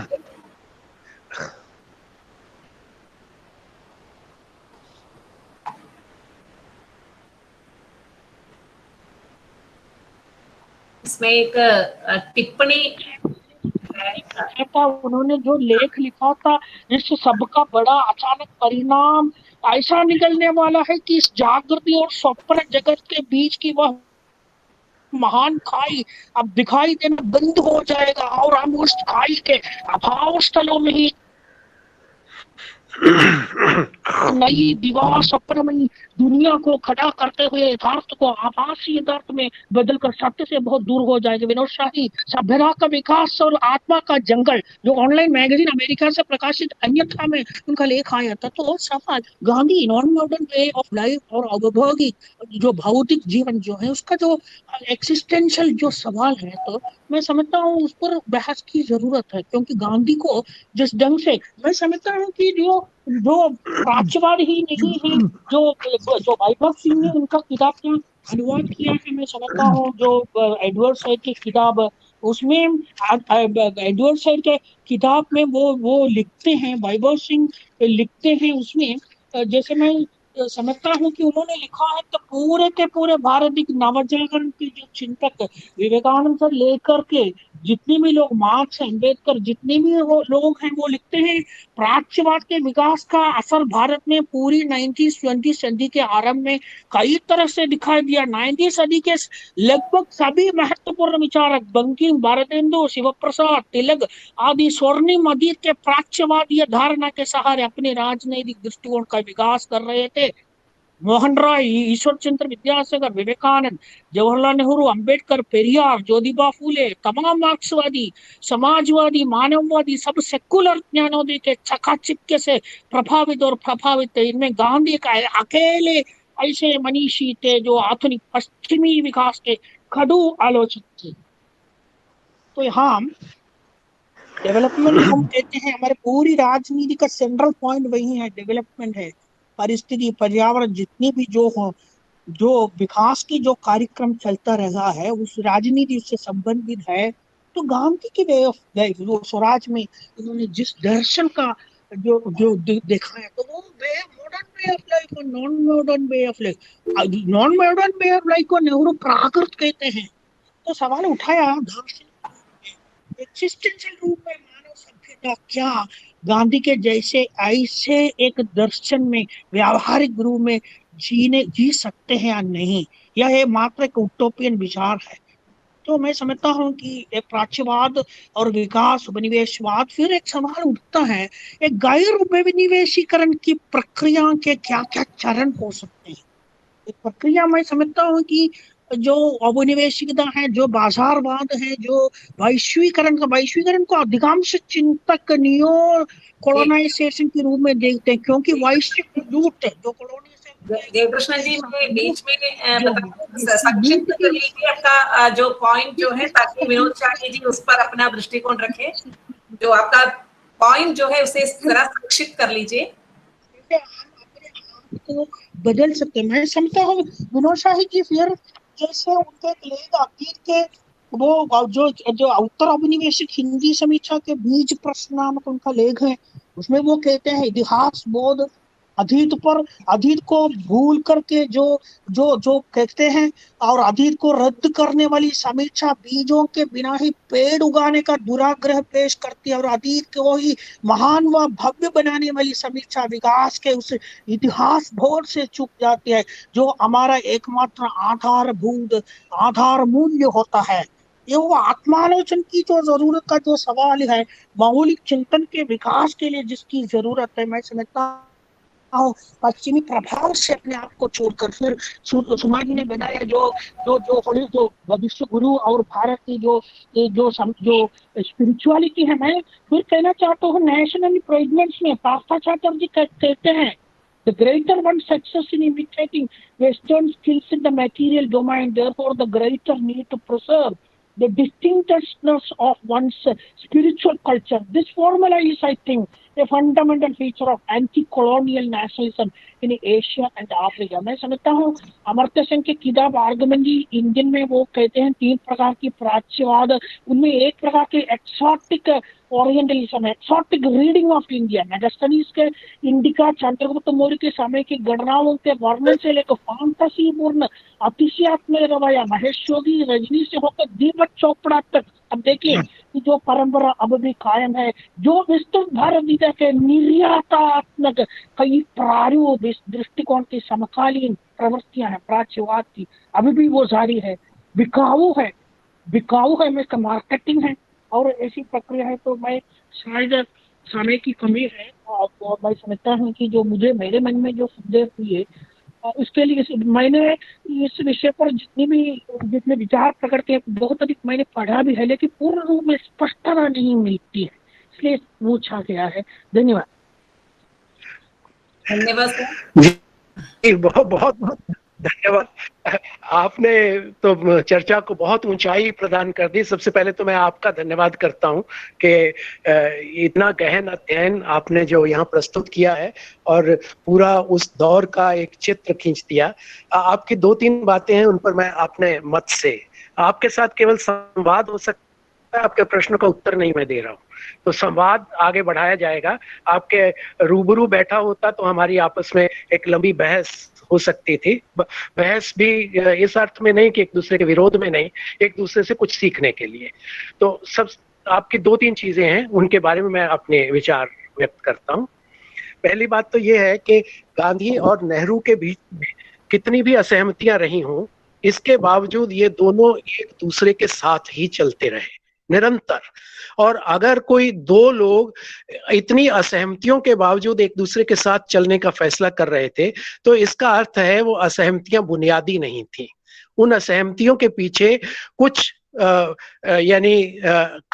कुछ मेथोडिकल कारण अधिक थे, वो दृष्टिकोणगत अंतर नहीं थे जैसा कि आपको लगता है। मेरी समझ के मुताबिक वो मॉडर्न वे ऑफ लाइफ और non modern way of life का अंतर नहीं है। गांधी से ज्यादा मॉडर्न आदमी खोजना कठिन है। अब ये बात आपको थोड़ी विरोधाभास वाली मालूम होगी, क्योंकि गांधी जब उस दौर की औद्योगिकरण का विरोध कर रहे हैं, तो ऐसा मालूम पड़ता है कि वो उस दौर की विकास प्रक्रियाओं के कहीं विरोध में खड़े हैं। तो वैसा कुछ नहीं है। अगर आप ध्यान से पढ़ेंगे हिंद स्वराज को बिटवीन द लाइंस, तो वो कह रहे हैं कि मुझे अंग्रेजों की ये जो नई औद्योगिक नीतियां हैं और जो भारत में उद्योग धंधे वो लगा रहे हैं, उससे अगर कोई आपत्ति है तो वो इसलिए है कि ये उद्योग धंधे वो युद्ध के सामरिक जो साधन हैं उनको बनाने के लिए ला रहे हैं। और ये जो सामरिक चीजें हैं, अगर युद्ध के साजो सामान को और उससे हिंसा के उद्योग को सामने रखा जाएगा तो उससे दुनिया का सभ्यता मूलक ह्रास होगा। दूसरी बात जिसका उन्होंने विरोध किया वो था रेलवे। वो रेलवे का विरोध इसलिए कर रहे थे कि ये रेलवे इसलिए लाई गई है ताकि माल की ढुलाई करके पूरे देश को उसके संसाधनों से खाली कर दिया जाए। अब ये जो खाली कर देने वाला मामला है, आप ये देखिए कि जब शेरशाह सूरी हमारे यहाँ सड़क निर्माण करते हैं, जिसको आजकल grand trunk road, GT road कहते हैं, वो मूलतः शेरशाह सूरी मार्ग ही था, तब उसका मकसद था ट्रेड। वो सिल्क रूट के जरिए होता हुआ और मध्य एशिया तक एक रास्ता खुलता था भारत का, और उससे भारत में इतनी अधिक समृद्धि आती है कि कुछ मत पूछिए। और भारत में रेलवे आती है तो रेलवे के जो सारे के सारे कल्मिनेशंस हैं वो पोर्ट्स हैं, वहां पे जाकर के माल की ढुलाई हो, कच्चा माल सारा उठा करके बंदरगाहों में ला करके वहां पे रख दिया जाए और वहां से सामान पूरा का पूरा विदेशों के अंदर चला जाए। तो भारत को खाली करने के लिए रेलवे आई। अब ये जो गांधी का ये कहना है, अगर गांधी नॉन मॉडर्न आप जैसा कहते हैं, अगर वैसे आदमी होते तो वो छापे खाने का बहिष्कार कर देते, लेकिन वो तो खुद एक पत्र निकालते थे और खुद उसकी छपाई कराते थे और उसके माध्यम से वो अपने विचारों का प्रचार करना चाह रहे थे। तो ऐसा कुछ नहीं है कि वो नॉन मॉडर्न और मॉडर्न के ये जो सोचने का हमारा तरीका है ना, इसको हम बाइनरी डिवीजन का एक तरीका कहते हैं कि हम स्याह सफेद में चीजों को देखने लगते हैं। ऐसा कुछ नहीं है। यथार्थ जो है वो बहुत उलझा हुआ होता है और हाइब्रिड होता है कई हद से। बल्कि ये एडवर्ड सईद के बारे में भी मैं याद कर पा रहा हूँ कि एडवर्ड सईद ने जब अपना ये सिद्धांत दिया वो बाइनरी डिविजन्स का है। वो स्याह सफेद में देख रहा है कि ये पश्चिमी सभ्यता, ये पूर्वी सभ्यता, वो पश्चिमी सभ्यता मॉडर्न, पूर्वी सभ्यता नॉन मॉडर्न। तो भाभा कहता है ऐसा कुछ नहीं है, ये हाइब्रिडिटी का मामला है। दो चीजें आपस के अंदर एक दूसरे से मिल रही हैं और ये इमेजेस क्रिएट की जाती हैं। आइडेंटिटी फॉर्मेशन का मामला है कि एक आइडेंटिटी खड़ी कर दी जाती है कि पूर्व ऐसा होता है नॉन मॉडर्न और पश्चिम ऐसा होता है मॉडर्न, और वो आगे चल करके उत्तर आधुनिक होता चला जाता है। तो आइडेंटिटीज क्रिएट की जाती हैं, वास्तविकता से बहुत दूर है ये। भारत के अंदर क्या ज्ञान विज्ञान का विकास नहीं हुआ था, निरंतर विकास होता रहा। अगर हम अपने स्वयं की ओर जाने की भी बात करें तो हमारे यहाँ जिस तरह से गणित का विकास होता है, ग्रह तारों की गणनाओं का विकास, युद्ध की सामग्री भी अपने तरीके से विकसित ही होती रही, लेकिन उसके अपने अलग अलग तरीके थे। लेकिन वो सारा ज्ञान विज्ञान के माध्यम से विकसित होने के रास्ते रुक गए। अब गांधी के समय तक आते आते हालात ये थे कि अंग्रेज जो हैं वो प्रकृति का दोहन शोषण करने वाली नीति के तहत पूरी दुनिया में फैले थे। अब उनको इसका विरोध करना था, उनको विकास का विरोध नहीं करना था। वो विकास का अल्टरनेटिव रास्ता निकाल रहे हैं। वो कह रहे हैं कि मुझे एक विकास का वैकल्पिक मार्ग चाहिए जो प्रकृति को विनष्ट किए बिना आए। अब ये क्या विकास विरोधी बात है? इसको मॉडर्न नॉन मॉडर्न में मत रखिए। आप ये देखिए कि ये मॉडल ऑफ डेवलपमेंट का डिवीजन है कि हम किस तरह का मॉडल ऑफ डेवलपमेंट लाएंगे। एक तो कैपिटलिस्टिक मॉडल ऑफ डेवलपमेंट है, पश्चिम उसको ला रहा है, उद्योगों के माध्यम से ला रहा है और उसका सारा दारोमदार प्रकृति के संसाधनों के दोहन शोषण पर है। और हालत ये हो गई है उस मॉडल का रास्ता अख्तियार करते हुए कि आखिरकार पूरी धरती के संसाधन अब लुप्त प्राय होने जा रहे हैं। इतना ही नहीं, इतनी ज्यादा प्रदूषण वाली स्थितियां हो गई हैं कि जीवन तक खतरे में पड़ गया। कितनी सारी प्रजातियां नष्ट हो गई पूरी दुनिया के अंदर। अब वही यूरोप जो डेवलपमेंट मॉडल यानी जिसको मॉडर्न वे ऑफ आप थिंकिंग कह रहे हैं, उसके माध्यम से जिस तरह की डेवलपमेंट ला रहा था, वही यूरोप के भीतर अब आंदोलन खड़े होने शुरू हो गए कि प्रकृति और पर्यावरण को बचाओगे कि नहीं बचाओगे। इंग्लैंड में पीछे छात्र सड़कों पे निकल आए, आपने देखा होगा, पढ़ा भी होगा। वो कह रहे हैं कि क्या आपको भविष्य की फिक्र है या नहीं है, आप हमारे लिए कुछ छोड़ोगे या नहीं छोड़ोगे। और वहां पर क्लाइमेट इमरजेंसी डिक्लेयर करनी पड़ी इंग्लैंड को। अभी पीछे की बात है, को बहुत पीछे तो हुआ नहीं, ज्यादा दूर तो गए नहीं हम। ये हालात आज के दौर में है। आज हमारे छात्र अगर बाहर निकल करके, इंग्लैंड के छात्र बाहर निकल करके जो कैपिटलिज्म का जो अब अब लेट कैपिटलिज्म वाला मामला है, उससे ये पूछ रहे हैं कि भाई तुम अगर सब कुछ इसी ढंग से नष्ट करते जाओगे तो भविष्य के लिए कुछ बचेगा कि नहीं बचेगा, मानव जाति बचेगी कि नहीं बचेगी, तो क्या ये non modern way of resistance कहलाएगा क्या? अब गांधी अपने तरीके से उसको एक रेजिस्टेंस का काम कर रहे थे, लेकिन वो लग ये रहा था, और अंग्रेजों ने ये प्रचार किया, इसको इमेज बिल्डिंग कहते हैं। अंग्रेज बार बार ये गांधी के ऊपर आरोप लगाते थे कि आप तो नॉन मॉडर्न तरीके से सोचते हो। गांधी कह रहे हैं कि मैं तो अल्टरनेटिव वे ऑफ डेवलपमेंट की बात सोच रहा हूं। तो ये दो तरह से सोचने का तरीका है, और उसमें से अगर वो ग्रामीण अर्थ केंद्रित व्यवस्था की बात करते हैं, वो निश्चित रूप से अब बैकवर्ड हो गई, अब उसका कोई भविष्य नहीं है। लेकिन प्रकृति केंद्रित अर्थतंत्र तो अब लोग सोचने लग गए, वही पश्चिम है, उसी के भीतर से पीछे जो पर्यावरणविद निकल करके आ रहे हैं, वो अब प्रकृति केंद्रित अर्थतंत्र की ओर जा रहे हैं। किताब पीछे आई थी, आप उसको देखिएगा, उसका नाम है इकोनॉमिक्स ऑफ हैप्पीनेस, लेखिका है, नोबेल लॉरिएट है, हेलेना नॉरबर्ग हॉज। अब वो इकोनॉमिक्स ऑफ हैप्पीनेस क्या है? वो कह रहे हैं कि दो तरह की इकोनॉमिक्स होती है। एक तरह की इकोनॉमिक्स है जो उपभोक्ता संस्कृति के ऊपर खड़ी है। अब ये जो उपभोक्ता संस्कृति वाला मामला है, वो तो प्रकृति का विनाश करेगा। और दूसरा मामला है इकोनॉमिक्स ऑफ हैप्पीनेस, प्रसन्नता के लिए, पूरे समाज की बेहतरी के लिए। तो वो इकोनॉमिक्स का मॉडल एक नया डेवलप करने की जरूरत है। इसके ऊपर अब पश्चिम के लोग स्वयं इस दिशा के अंदर सोचने की ओर आ रहे हैं, और हमारी वंदना शिवा जैसे हैं वो भी इसी मॉडल के ऊपर काम कर रही हैं। भूटान के अंदर इकोनॉमिक्स ऑफ हैप्पीनेस को लागू करने का एक प्रयास भी चला, केवल भूटान में ही नहीं, यूरोप के कई देशों ने उसको अपनाया है, स्वीडन ने अपनाया है, कुछ और फिनलैंड जैसे देशों ने थोड़ा पार्शियल तरीके से अपनाया है। अब लोग उस ओर देख रहे हैं कि क्या हम प्रकृति केंद्रित अर्थतंत्र, जो कि एक अल्टरनेटिव वे ऑफ थिंकिंग हो सकता है, जिसको आप नॉन मॉडर्न ना कह करके अल्ट्रा मॉडर्न कहें, क्योंकि अब ये उच्च तकनीकी की मदद से होगा। अब प्रकृति में वापसी मॉडर्न तरीके से जो हमारा एक अंतर्विरोध पैदा हुआ, जिसका गांधी क्रिटिक कर रहे हैं, उसके भीतर से ही जो उच्च तकनीकी आई है वो मदद करेगी इस प्रकृति में वापसी के अंदर। तो दुनिया फिर घूम करके, यानी द सर्कल हैज कम,